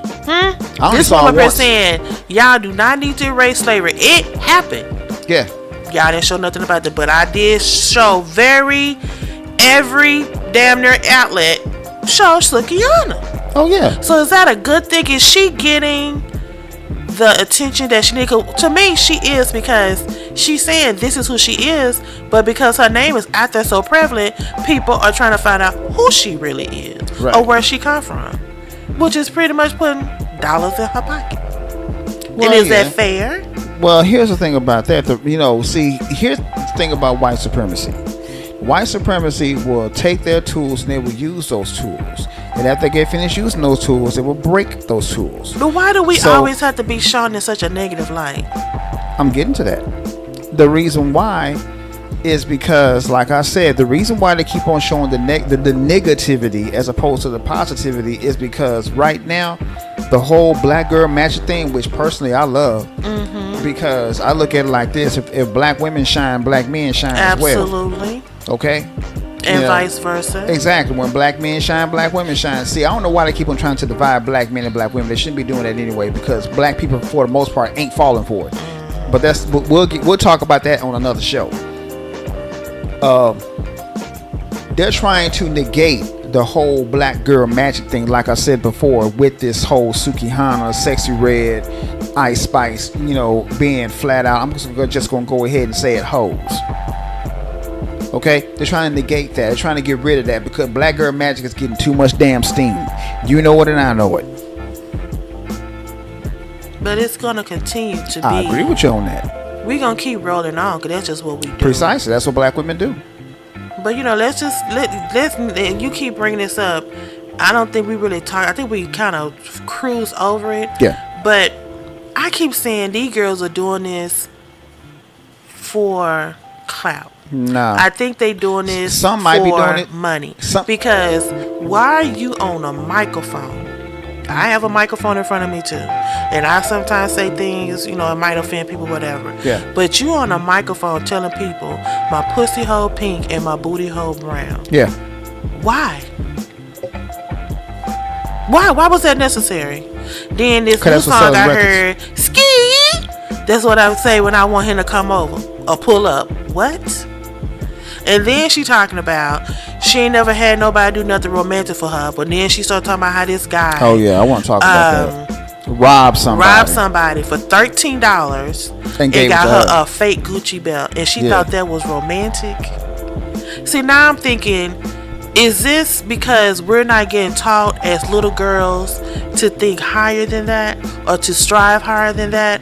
Or maybe that's all she saw from her grandmother and her mother and her aunts, and she thinks that's what the norm is? Well, let me just say this real quick. All of us are products of our environment. Plain and simple. Most of us are products of our environment. Okay? Now, I ain't bragging, but my wife will sit up and tell you that I've done several romantic things for her. Very. And it didn't involve robbing somebody. No. Not that I know of. Not that I know of. But I don't think so, because they wouldn't have came and got him by now. Exactly. But my point is this right here. If you're not accustomed to someone doing, if you don't see it growing up, then guess what? You're not accustomed to it. But change that narrative, though. You don't have to dwell in it either. I agree with you on that point as well. I don't know. I just feel like I said, it bothers me that they're lumping all of us in this category. They call us black bitches like it's just like saying good morning. Yep. They devalue Yeah. technically our black femininity, because some of us love our black femininity, but they devalue it compared to other black women. No, other women, period. Other races. Considered, yeah. Okay, I see that. Okay, Other other racist races, women. period. And then they mistreat our black women, and they rape our black women, and they just treat us bad. Right. And all of us don't be or act like that. So again, that's why I'm appalled about the lumping together. Hey, baby, you're preaching to the choir over here. I'm Now, with you on that. when again, like we mentioned earlier, when Marilyn Monroe was sitting up there in front of this woman's husband, did you lump her in the same category as Marilyn Monroe? No. She was considered one of the most graceful women in the world. And she wasn't nothing but a drug addict hoe. That's what she was. Exactly. Marilyn Monroe was a drug No, I'm addict. talking about the wife. Oh, the wife. Oh, Jackie Onassis. Yeah. She was revered as one of the most graceful Jackie. Jackie Jackie this, Jackie that. But I heard some things about her too. She would get down with the FBI agents. I'm just gonna keep it real. Yeah, yeah. But did we devalue her? Nope. Cause what was she doing different that Marilyn wasn't doing? Yeah. So it's like I don't know. We as black women, boy, we've been catching hell for many years. It's like I said before, and I continue to say this: black women are the most over-sexualized woman on the planet. That's and it a very doesn't true make statement. sense. And they shouldn't even be like that, because, like I said before, and I continue to say it, I might get deemed for it, but I don't care. The biggest hoes on the planet are white women, because they'll fuck anything. Because I'm like, Literally. okay, let's just keep it real. We've heard the stories. I don't know if it's true or not. I'm just going by, like you said earlier, that the media has put in their perception of me to gaze upon. Yeah. What's the difference between what Sukihana, Sexy Red, whoever has done compared to what Kim Kardashian did with Ray J? Ooh, good question. And now this person is a billionaire, Right. damn near. Right. And all she do is exude sex appeal and sex. Because she's white. She went and got her body done to emulate what? Black women. A black woman. She pretty much date what? Black men. Her children is about who? Black a men. cuckoo bird. Yeah. A cuckoo bird, but he's a black cuckoo bird. Yeah. But now they trying to revert her as like this awesome woman because she's going to law school and going and getting people who has been mistried and sent to jail. She's trying to get them out of jail. So we just go denounce all that other stuff that she did to get to this platform. That's the past. So put the black woman past in the past. They can't do that. Why? What's the difference? That's what I'm saying. What is the difference? I'll tell you the difference. That Kim Kardashian ain't black.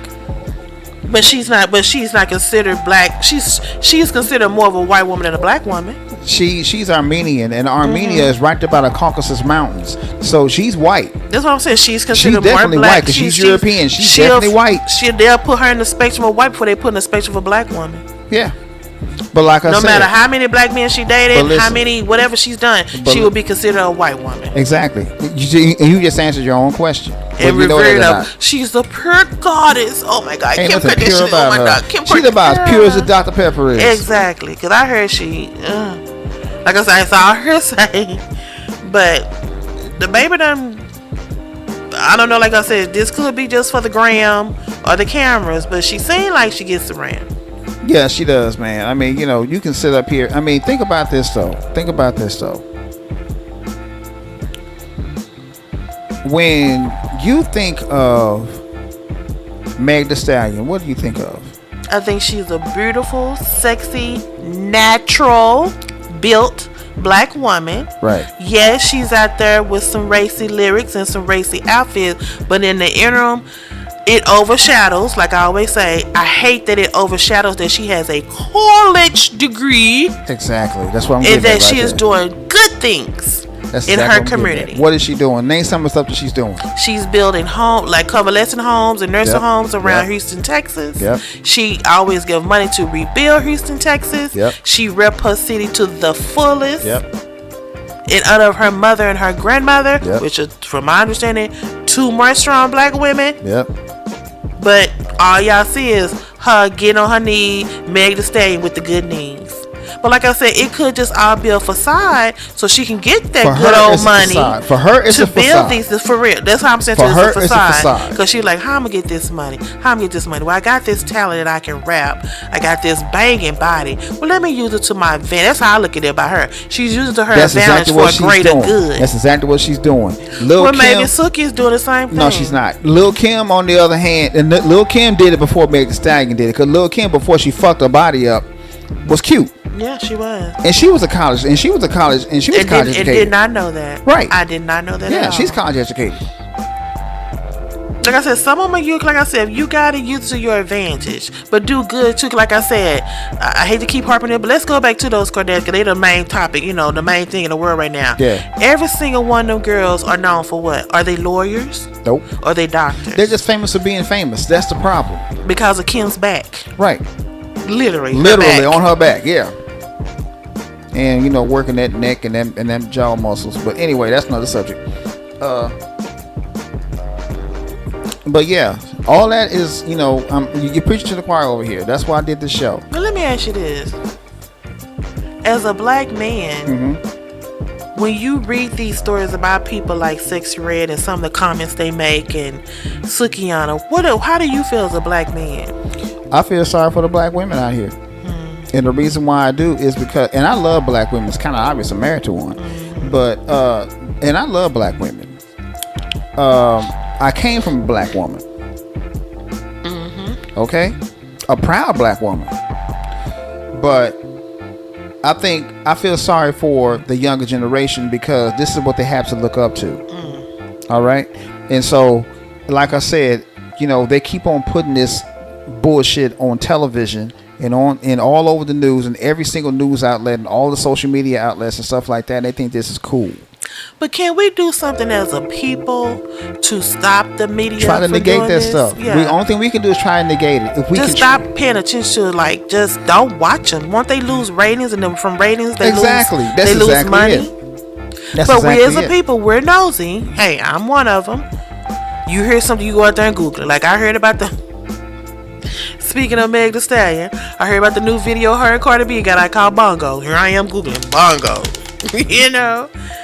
And yeah, because they were talking about this song is pretty much worse than the song they put out called WAP, whatever. Tomato. Yeah. But I guess for them, I don't know if that's like we said about Madonna earlier, is that artistic expression for them? For them, the way... Is it just what they want to say? They want to express themselves through those type of videos and lyrics? I don't know. Well, but should we judge them though? I try not to judge anybody, but that's just me. So don't you think that's a form of judgment what we doing with Sukiyana? Because she has owned up. This is who I am. I'm not prejudging anybody. My problem is this right here. Why they calling her black bitches? Let me finish. I'm not prejudging anybody. My problem is this right here. That's all you put out, and that's all you promote. Okay? Don't you want that person to be up front? Hold on, let me finish. You don't promote the sister that won the U.S. Open. You don't promote Sha'Carri Richardson who beating everybody on the track and field thing. You didn't promote this little 13-year-old power lifter that's out here lifting weights and kicking people's asses and taking names. You're not even promoting the black lawyers that's trying to get Trump under the jail. Hello. But you promoting this. That's my only problem. That's why I'm doing this show. Because of that right there. You don't promote the positive shit. You promote the negative stuff. Now you talking about the media. I'm talking about her as a woman. Her as a woman? Do she need to... Okay, she has accepted who she is. Should we accept who she is and not call her out her name? I never call out her name. No, I'm just saying that's what the headline was after that. That title was Black Bitches and her face was the caption. And let me say this real quick. You mentioned the media. The media is going to paint a picture of her and people are going to accept it. It's like Malcolm X said, the media is the most powerful entity on the planet Earth. And he is absolutely right. But what else we as a people can do about it? Should we try to twist that narrative, or should we just say, well, she told y'all that's who she is, what y'all want to do? Well, see, that's just it. We know who she is. We know who she is because we see women like this all the damn time. Go to Oak Cliff. You see 20 of them just like her. But y'all done put it out there in the media so prevalent. Yeah. It has such a negative connotation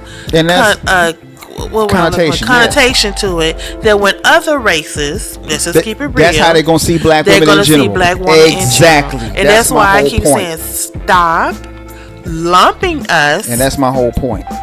Because all of us are not like that. And that's my whole point. That's what she did that night at the VMA. And see, my problem, which brings me back to Miss Sukihana, what she has to understand is that she is a role model whether she wants to be or not.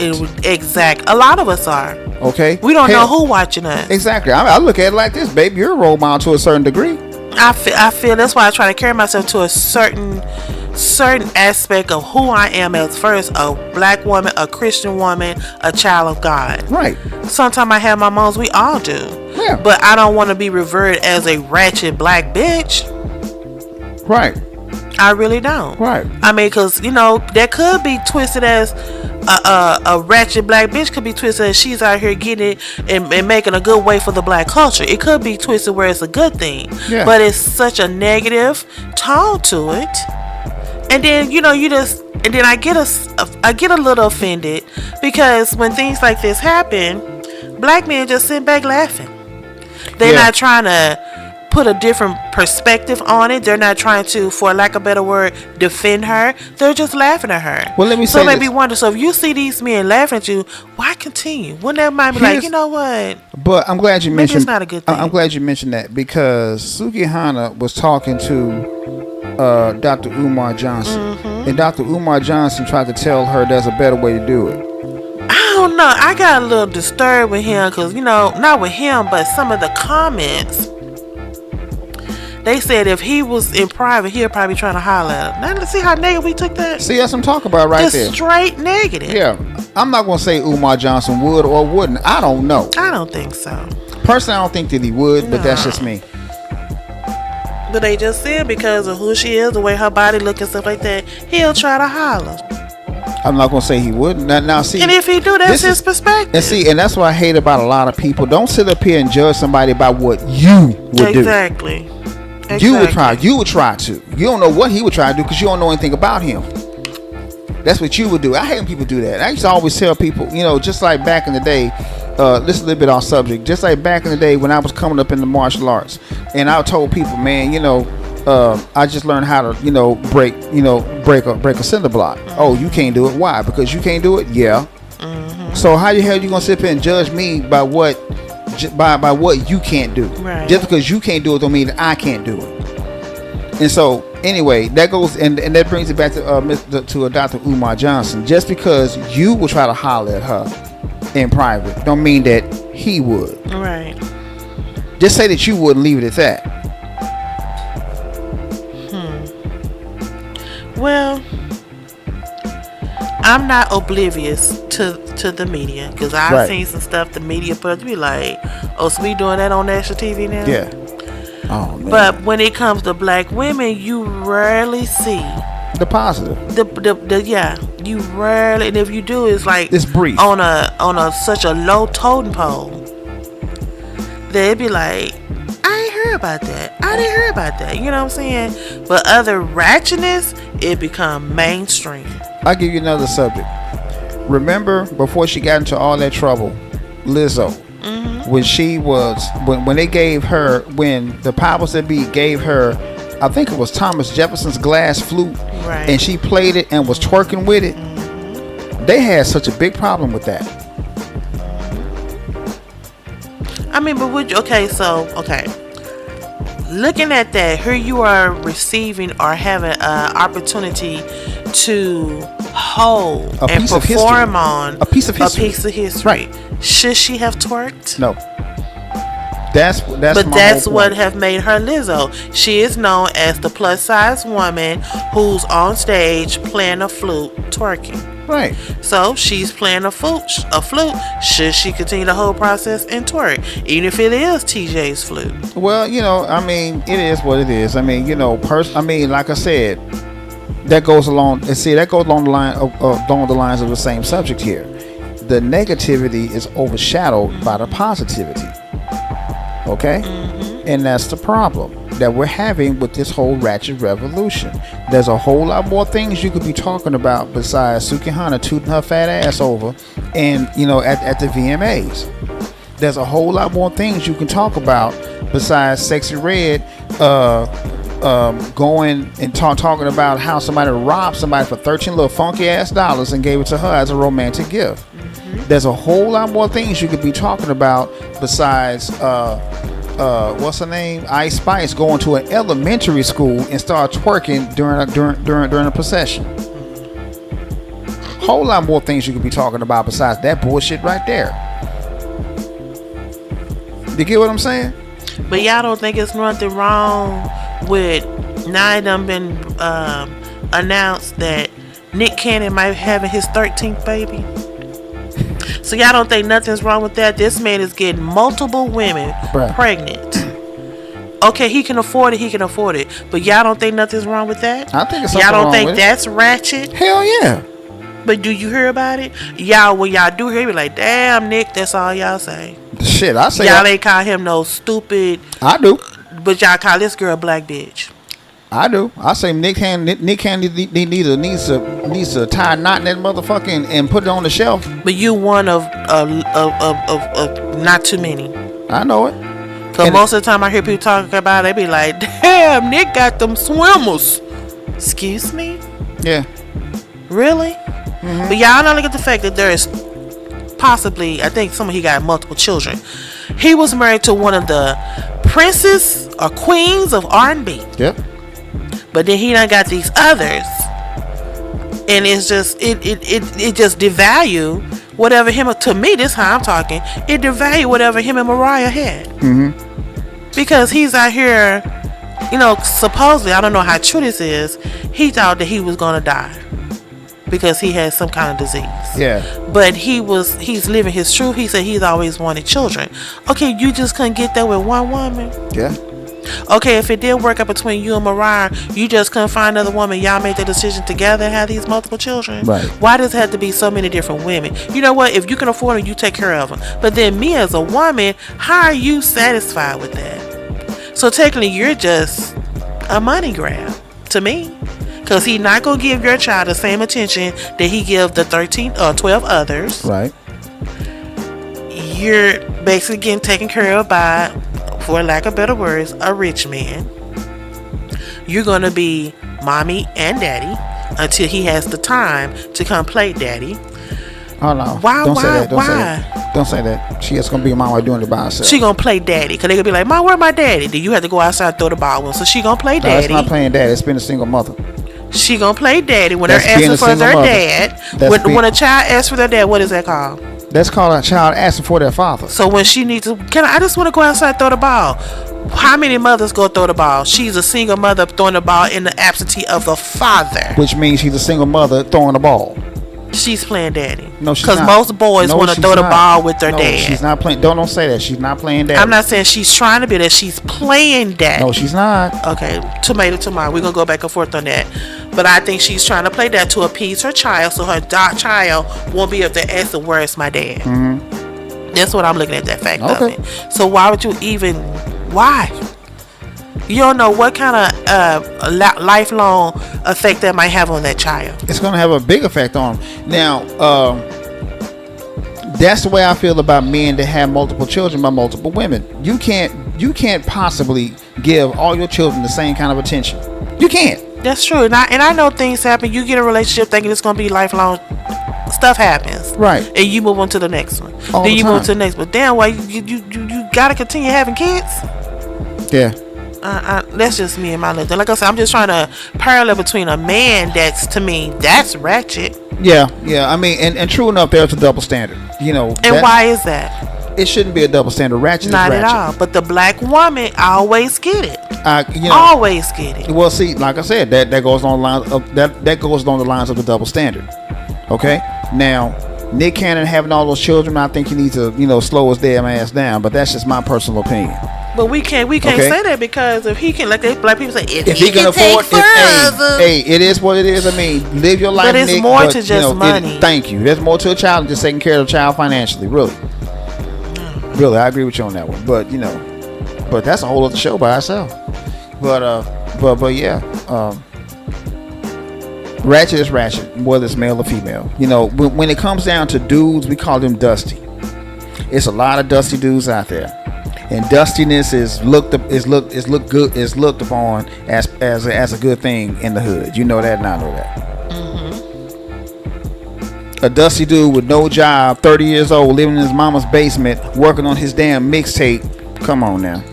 Mm-hmm. He got to beat the women off with a damn baseball bat. Mm-hmm. Meanwhile, you got a dude like me, what they call a square, college educated, decent job, lives on his own. I'm by myself. Well, I'm not. I'm married, but still, I'm just saying. If I was single, I would be.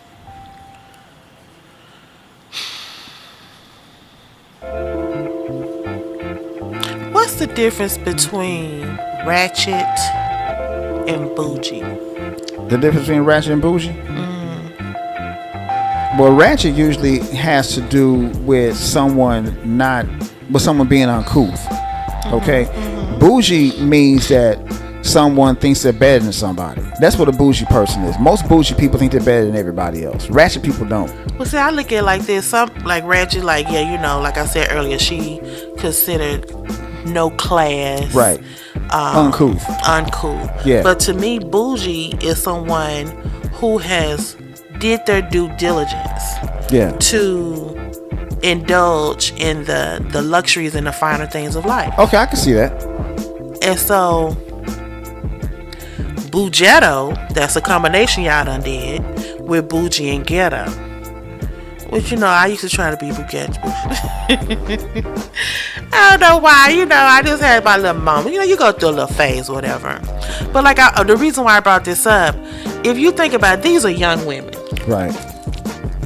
Will they grow out of it? We hope. Exactly. Hopefully they're going to grow out. Once because I believe they have children, don't they? I don't know about I don't know. Sexy Red, but I know Sukihana has children because her and the baby dad was all on TV fighting about it. Oh Lord. But hopefully they'll get to a point and be like, you know what? Yeah, I did this for a means to an end, but my girls are looking at me. My sons are looking at me. So maybe this is about a time for me to just get as much as I can and then just step away or just get out. Right. But if they see feeding these girls with these checks, they're going to keep doing it. Right. But when is it going to come to a time? Do you want to be known in American history as a girl who's crawling on the ground at the VMAs, shaking her ass? Or do you want to be known as a 19-year-old black woman who is now a tennis champion? A tennis star. Not a champion, a star. She always been a star. She was a child prodigy. Mm-hmm. But now she is a world tennis star. Mm-hmm. Champion. Mm-hmm. Like I said, to each his own. I'm not going to judge nobody. Yeah. But hopefully, I just pray that one day they will be like, you know what? Enough is enough. Right. Because look, this way, you brought up Little Kim. Little Kim used to be out there just wilding. Yeah. But you don't see that about her now. She has a daughter now. And it seems like ever since she had her daughter, she flipped the switch. Mm-hmm. And I'm just praying that they, like I said, you young, like we talk about lunch about, you know, they're young, you expect them to go out there, live their life, do their life, but you still got to realize you have a national platform that other women, girls, boys, men are looking at you. Well, let me say this, and I'm glad you brought that up. Because they have to understand. My mother told me a long time ago, when you step out that door, you don't just represent yourself, you represent your whole family. Absolutely. Okay? Just like when I step outside this door right here, I represent myself, I represent my wife as well. Absolutely. Okay? Just like she represents me. So I go outside that door, I got to make sure I put the best me forward so that my wife won't get embarrassed later on down the line. Right. Or so my mother won't be embarrassed, and my stepdad and my sister and, you know, a few of my cousins won't be embarrassed and they, you know, later on down the line. I want them to be proud of me. I want my wife to come out and say, that's my husband right there. I want my mother to come out there and say, that's my son right there. Right. So, you know, it's the same deal with me, because I can tell people right now, yeah, that's my wife right there. You damn straight. So, but I don't think they have that in them, that what they do reflects upon their parents and how they were raised. You know, let's take this back to these young athletes that's coming out here. Okay. One of the things I said, this is too much money to give a 19, 20-year-old. I agree. I think they need some financial counseling. Yes. They need someone to hold them accountable. Yep. Shout out to Ja Morant. Good. Ja Morant has both his parents in his life, and he's still out here wilding out. Yep. What say ye? You know what I'm saying? But with, again, Sukihana or Ice Spice or Sexy Red, then you mean to tell me there is no one in their life that can pull their coat and tell that them is what going to to- hold them Yeah. accountable? Be like, you know what? Do you really want to be out here like this? Yeah, talking about you going over. Or Yeah. are they one of the ones in the corner? Go ahead, girl, get it. You just- get it while you can. Exactly. You my young, point. you fine as hell. Exactly. You know what I'm saying? Exactly. And they what they call on the payroll. Yeah, exactly. I mean, I'm glad you mentioned Ja Morant. When you see Ja Morant playing ball, what is his daddy doing? On the sideline thinking he Exactly thinking my he point. So you know where. So you know why he's acting the way he's acting. You know why. But I'm a parallel this too. What's the other one? Mr. Ball. Oh yeah. He be wilding out too. Oh yeah. But not like that. Let me tell you something. Not like that. Let me tell you something. Mr. Ball, he got his sons in the NBA, all of them in the NBA, because he said he was going to do it, and he did just that. Okay, LeVar Ball got them invested. LeVar Ball, he ain't quite doing what Ja Morant's daddy is doing, but LeVar Ball took control of his sons' careers, and I ain't mad at him for that. I don't like them old ugly ass shoes they got out, but you know, it is what it is. I mean, but he did something that no other father has done, no other black father has done. Let's put it like that. Yep. He took control of his sons' careers, and I ain't mad at him because of that. So shout out to LeVar Ball. Shout out to LeVar Ball. I mean, granted, you might not like some of his tactics. I mean, you know, he's a little bit arrogant with it. Hey, but it is what it is. And like I said, it ain't bragging if you can do it. That's right. Muhammad Ali said, no, he said, it ain't bragging if you can back it up. So, you know, it is what it is. He got all of his sons in the NBA, all of them.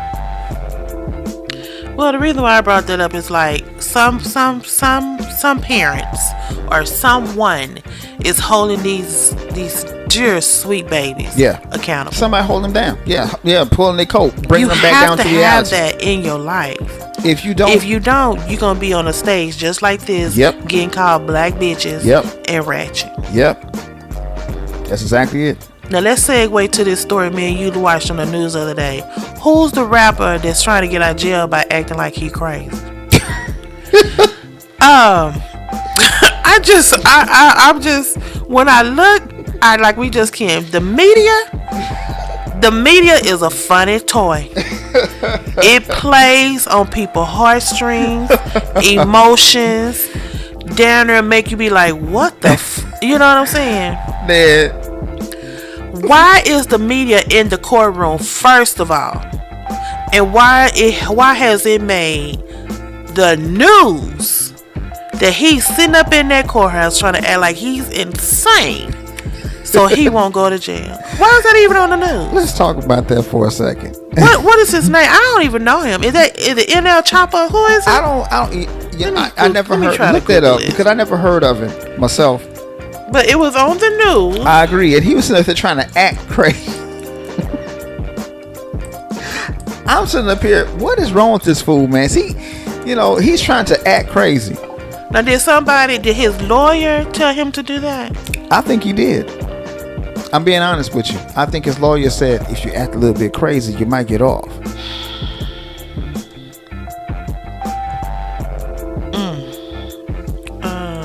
Okay. I just segued to that because it's like it's to the media. Nah, YSL. Right. Oh Lord. He's acting crazy in court so he can plead insanity. Are you serious? Are you okay? Okay. Black. You know what? I don't know what to say about that one. I really don't. Cause I saw him. I saw the video of him trying to act crazy. And look at this. Now this is on September 3rd. They in the courtroom. They showed this baby acting insane. It has been viewed 5 million times. And people are laughing at his ass. I'm just speaking about the media. Why has this been viewed 5 million times? That's a good question.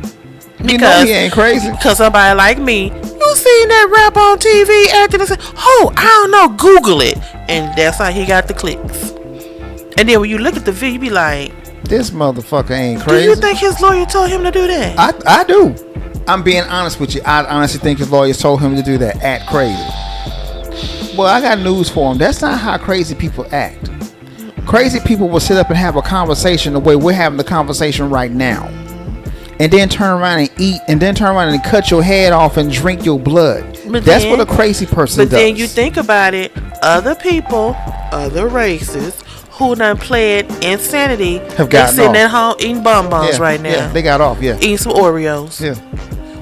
Yeah. So he probably thinking, well, if they can do it, I can do it too. He need to look at some Charles Manson tapes. Oh Lord. I'm just saying.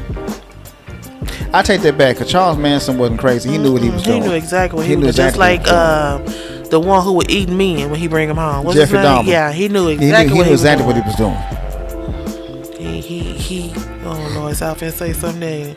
He sucked the dick, and he be like, well, I might as well eat the dick. So tastes good one way. Let me see if it tastes good going down. So he knew what he was doing. That's a good one, baby. I don't know. Like I said, to kind of wrap this up in my synopsis, Yeah. I hate the word ratchet. I don't know why the hip hop culture brought it to the forefront. A lot of women these days, and men, I'm not gonna put it all on women, are taking it to another level I have never thought that it would ever go to. Yeah. I hope someone would just realize this is not good, because they're not separating us, they're lumping us all together. That's the somebody part, to hold these babies accountable. that's the part that I don't like about this whole thing, about the ratchet thing.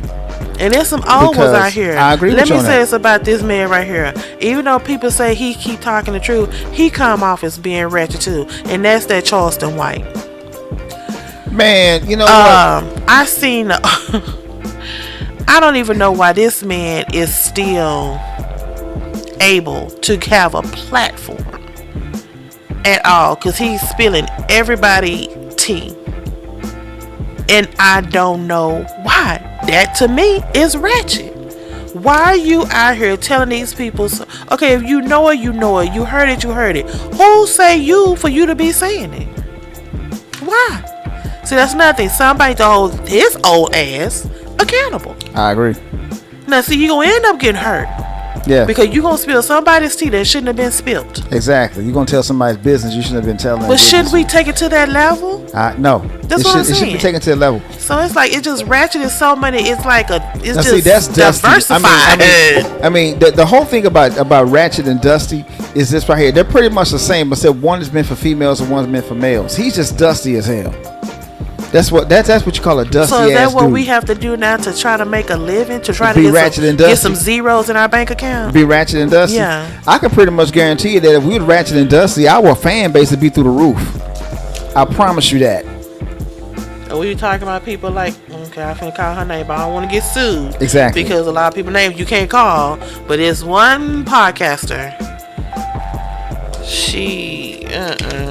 But she's getting paid.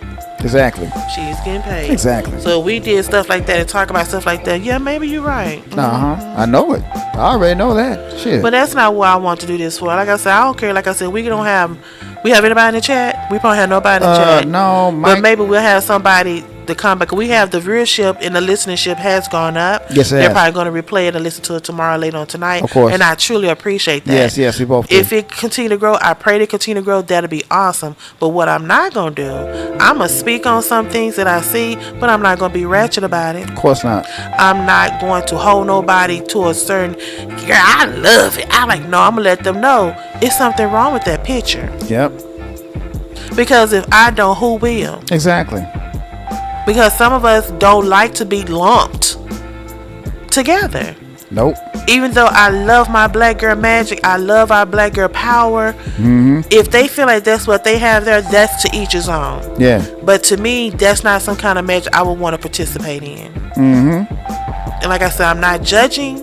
and I'm not being judgmental, but when it goes to a national platform, you all over there across the pond talking like that, and just to see those white women in that video looking at her like, oh my God, like they say, snatched your pearls. That part of the video right there was the most that got to me. Not what she was saying, not how she was doing, but when they cast that camera on them white, when they were looking at her like, who is this ghetto fabulous person? Right. Ratchet.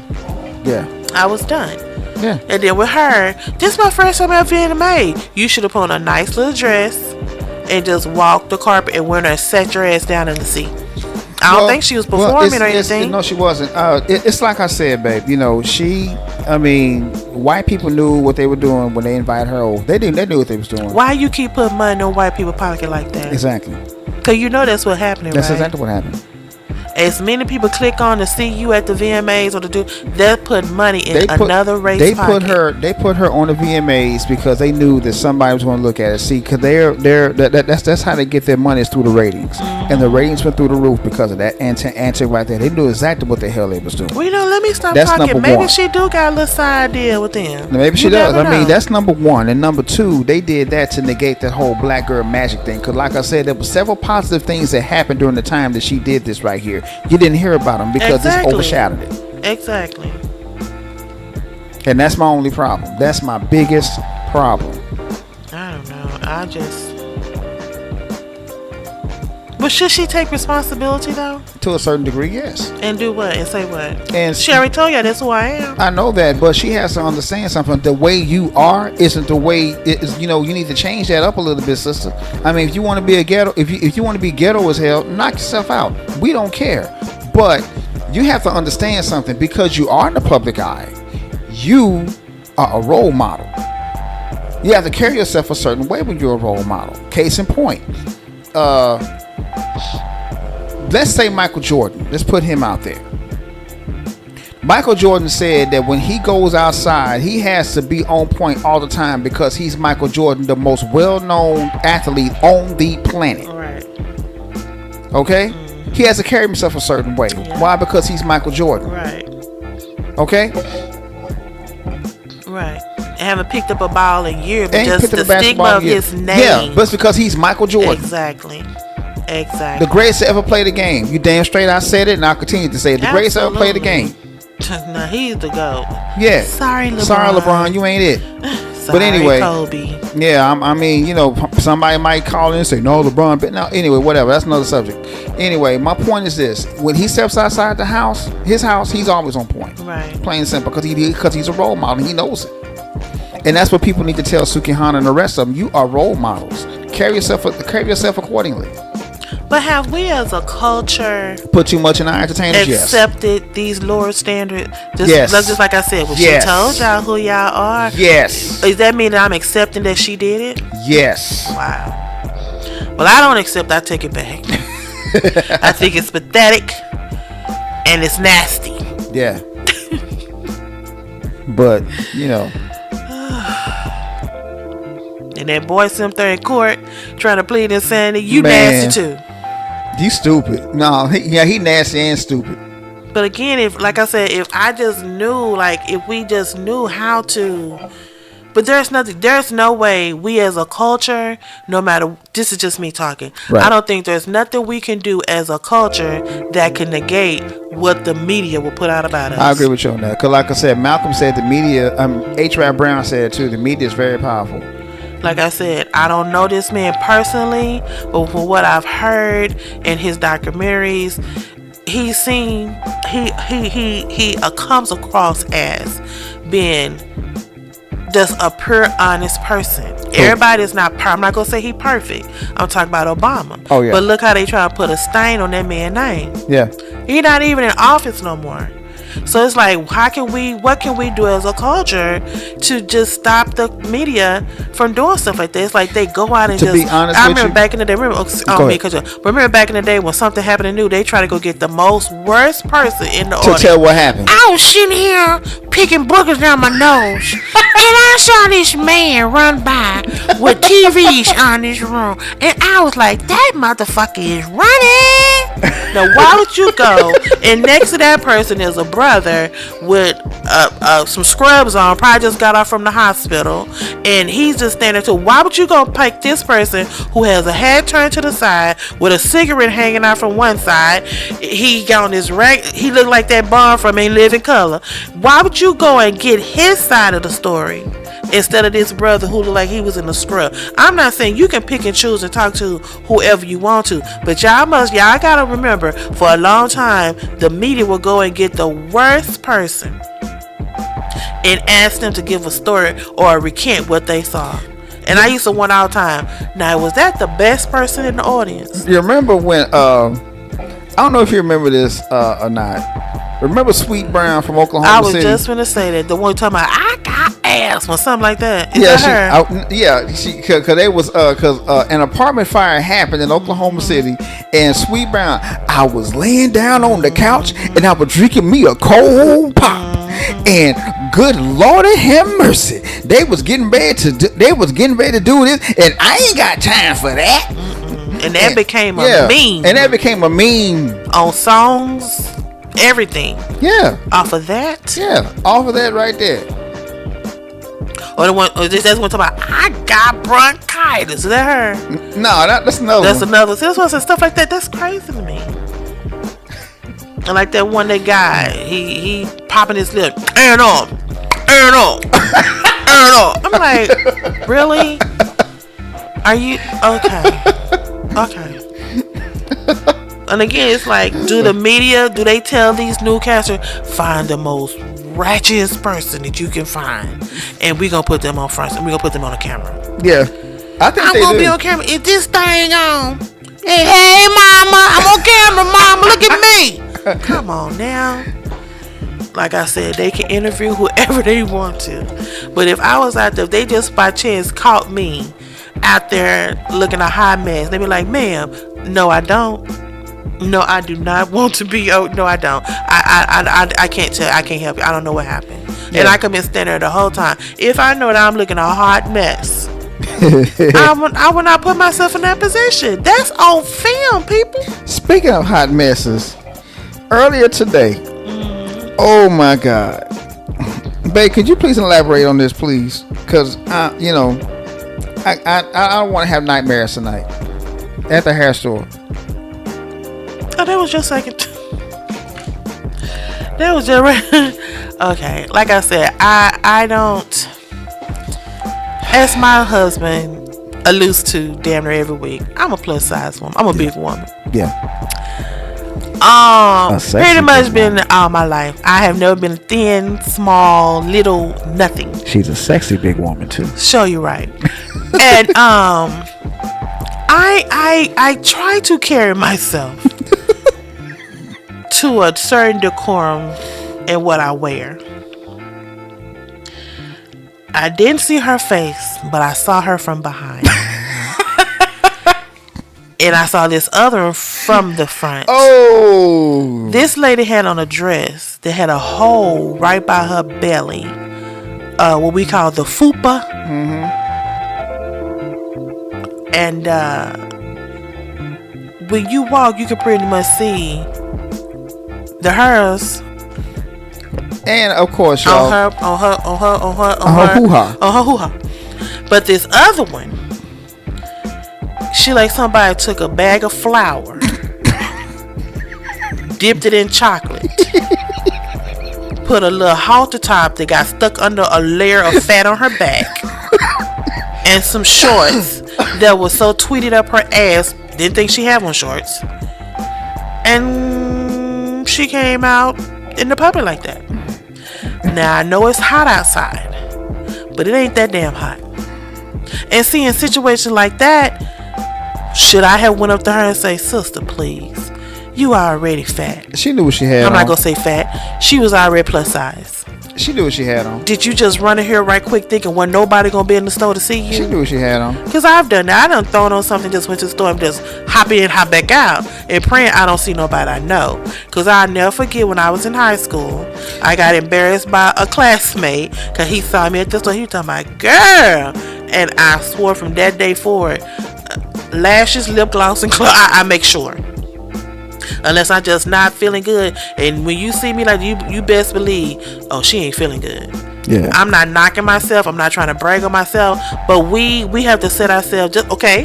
This is a perfect example. We as plus size women have to set ourselves apart. Cause like if a skinny girl would have had on that same outfit, it probably wouldn't have meant nothing to nobody, and nobody would have said nothing. No. But you see what I just did? I compared this baby to a sack of flour. Because she had so many lumps and dumps and rolls.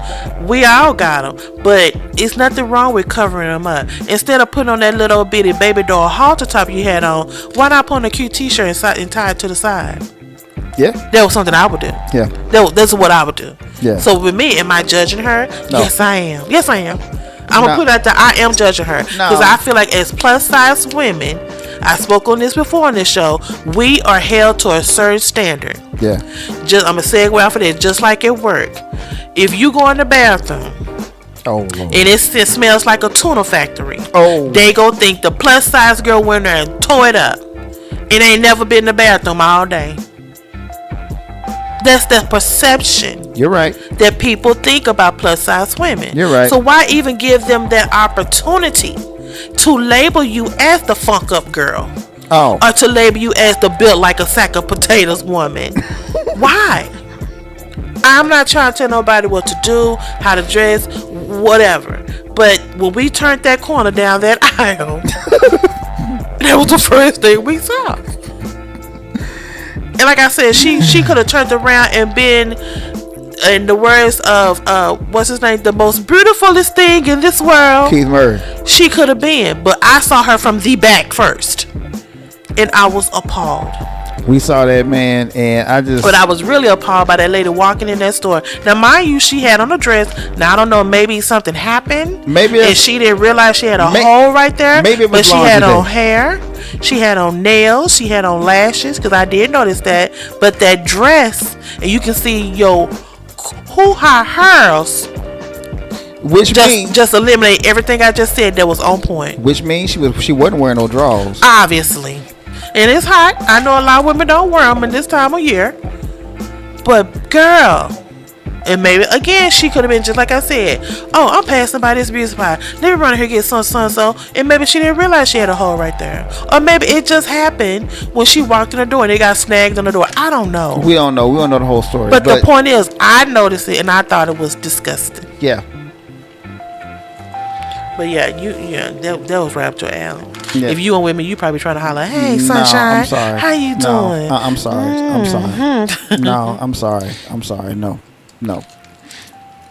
I remember one time my mom and my grandma used to say this all the time. Don't never let a man get the chance to tell you about yourself. And I pride myself on that. If a man, I don't know how I would feel if a man ever tells me in public, "You look disgusting," or "You have an odor." I think I would just, I don't know, because I think that is the worst thing for a man. You know what? In essence, maybe they need to start doing that. Maybe men need to stop looking at these chicks as horn dogs and stop laughing at them and just put us as sister. You know you ain't got dressed like that, don't you? That's what Umar Johnson That's not was appealing to us that's at all. That's what Umar Johnson was trying to do with Some of Sukihana. That's what Umar Johnson was trying to do with Sukihana. Just tell her flat out, look here. You know, And how long ago was that? This was recent. Was this before the VMAs? Way before. And look what she did at the VMAs. The exact opposite. So obviously that talk didn't work. Right. Well, like I said again, the VMAs probably call her, "We'll cut you a check if you go out there acting a plumb fool." And that's exactly Get down on all fours and make it clap. That's exactly what she did. Or twerk or whatever she call herself doing. That's exactly what she did. But my uncle used to say, all money ain't good money. There you go. All money is not good money. But if you got a lifestyle you trying to stay a part of, sometimes I guess you gotta think about it. Go out here, get down on all fours and work this red carpet like a born again.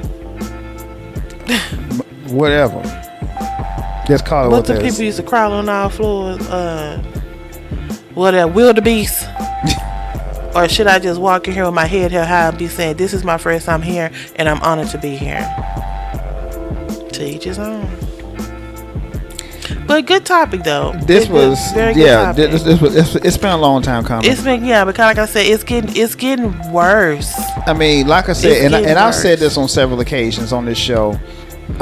Sisters, stop coming outside the house with them bonnets on your damn heads. I don't think that's gonna ever change because so many people don't say that Monique did a very, very, very nice word on it, and it still happens. I don't think that's gonna ever bonnets, pajamas, and house shoes. I think that's just a given. I really do. I really Or some wish. people might just be doing it because somebody's asked them not to do it. Yeah, probably so. You know, but anyway. But if anybody would have told, I'm gonna say this and I'll be done with this topic. After what she did across the pond, if anybody would have told me that girl would have came back and did something more ridiculous than that, I wouldn't have believed it. But here we are. Here we are talking about it. And that's why I keep saying it's getting out of hand. It's a got out of hand. It got out of hand years ago. It got out of hand years ago. But I must admit, I'm devil's advocate here. When all that mess came out about Lizzo, where is Lizzo now? You ain't heard shit from her? I'm glad she had a platform. She was representing for the big girls. But sometimes, Lizzo, you gonna have to start playing in your own field because sometimes Well, let me say this you about gotta Lizzo. be like, you know what? Take it with a grain of salt. You know what? Let me say this about Lizzo. You know, I listen to some of her music. I like some of her music. Me too. She's hella talented. Absolutely. And I'm just gonna go ahead and say, and a lot of dudes might not agree with me or not. She's a very pretty girl. Yes, she is. She's absolutely beautiful. Definitely. I mean, you know, just because she's big don't mean she can't be pretty. Already. That's bullshit. You know, you ain't gotta be a size 3 to be fine. Nah. Absolutely. You know, I mean, she's pretty. She's attractive. She's very pretty. Very. And talented. And hella talented. Yeah. Smart. Hella talented. Came up by her bootstraps because she was literally living in her car. Yeah. So, you know, that being said, man, you can't help but give her props on that. Now, those accusations about her, unless I was a fly on the wall, I'm not going to say she did or didn't do it. I don't know. But I'm going to go ahead and say this about those accusations. Nobody can make you do something that you don't want to do. That's true. Plain and simple. Well, they hanging a big So, down. I don't give a damn how much money. If somebody told me to eat a banana out of somebody's asshole, that banana going to stay in his asshole. But that's just me. I don't give a damn how many zeros you put on. I got a thing called dignity. But anyway, you know, she's hella talented, man. You know, and I hope that, you know, if she's guilty of those things, I don't know what to tell you except get you a good ass lawyer. If you're not guilty of those things, I wish you the best in your career. Plain and simple. Yeah. So, and I also will say this: you ain't gotta twerk all the time, sister. You got the talent to negate all that. Okay? Plain and simple. Keep your clothes on. Everybody don't want to see all that. So, you know, just, you know, be a lady first. Plain and simple. Just like my wife said earlier. You know, be a lady first. But you know, there's also, I'm gonna say this, I keep saying this, but I think a lot of these girls, women, are doing this for clout. Because I just remember Suki Anna and Sexy Red has a video out together, don't they? Yeah. I think it's for clout. No, I that's think not it's for for clout. clout, No, and I that's- think it's no. for money. No, they're not doing that When for you clout. sit down in your house and look back at this video, I would love to know, what are they thinking? Have you heard the way they talk? That's what I'm saying. I think it's for That's clout. not for clout. I don't know. No. That's not for clout. Ain't no way that girl talking about, Trust me, that's how she talks all the time. ain't no wrong. I done had like 2 or 3 different STDs. Exactly. What? Yeah, that's how she talks all the time. I like it raw. What? Okay. But you know, that's how they Okay. are. Plain and simple. That's how they are. That's just how they are. But what do we do? Nothing. And nothing we can do because you know, me and you both know that all black women don't talk like that. No. We both know that. All black women don't think like that. We know that as well. You're living proof of that. You got 3 degrees. So, okay, so with that being said, I know, like you just brought that up. Everybody's not for school. Right, I agree with you on that. Everybody, you know. I agree. A lot of people want this 15 minutes of fame. I agree with you Is on this that one. 15 minutes of fame they trying to capture before it wears down? I don't know. I guess we'll find out, won't we? Cause you cannot tell me that these young sisters are okay with the perception that is coming off their name? I think they know. I think they know. I think they honestly know, but that's just my personal opinion. I'm done talking about it. All I can say is do better, ladies Yeah, and exactly. gentlemen. Me and do too. better. Don't leave them out too. Don't leave them out because they're the one promoting this bullshit. Do better. But anyway, do better. Again, good show subject, baby. This was wonderful. Like I said, it's been a long time coming. It need to be talked about. So, as usual, y'all hit the like button, subscribe. I had a QR code. I forgot to put it up here, but I'll put that up here on the next show. And next show will be on time, I promise. This is my fault because I was sleeping. Hey, this is on me. I want to close the show with this quote unquote. Y'all been looking horrible, so stop blaming me. In the great words of Miss Sukiyama. Okay. So what do? Anyway. Drop the mic. Anyway. Yeah. Well, y'all, as usual, y'all know what I'm getting ready to go do. Broke my wife. Grab her booty. So I know I got a problem. But subscribe, use the like button, tell a friend. We enjoy doing this podcast to keep you informed of what's going on in the culture and let you know what we feel about the culture. We're not judgmental, we're just speaking on it. Yeah, buddy. That's it. We're just giving you our opinions. All right. You can either agree with it or disagree with it. It's completely up to you. But anyway, we're getting ready to get up out of here because my wife's booty is begging to be grabbed. I am Reggio.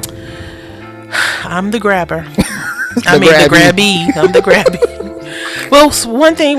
I know we probably talk about it next week, but Thursday is a big day in the Parkers residence. Oh, what's happening? It's Reggie O's birthday. Oh, yeah. Hell yeah, boy. The big 5'2". So keep him prayed up that we will celebrate his birthday. We both got to work that day, but I do want to take him out and have a good time. So hopefully we'll be able to tell y'all what we did on the next show. But happy pre-birthday, my love. Thank you, baby. I appreciate it. And wishing you many, many, many more. Hell yeah. Yeah. I can honestly tell you, and this ain't just me saying this because she's in front of me. I love my wife. I know that sometimes I get on her nerves. Oh, damn, she ain't got to agree. We keeping it 100, right? Yeah, you got a point there. Okay. All right. I know that I get on her nerves sometimes, and, she gets on mine sometimes, but, oh, yes, she does. Yes, she does, y'all. But that's my baby. I wouldn't trade her for the world. I have not been happy. I'm just being real. I can tell you right now, when I tell you that this woman is my best friend, I'm not lying. I'm not lying because, we have deep conversations all the time. So this podcast is just us having the conversation on a regular basis. This is what we do. Absolutely. So, and even though she gets, her breast and butt grabbed a lot. Yeah. Yeah. I'm just black and blue over here. I'm Mimi the lady. I'm Reggio. Bye. Yeah.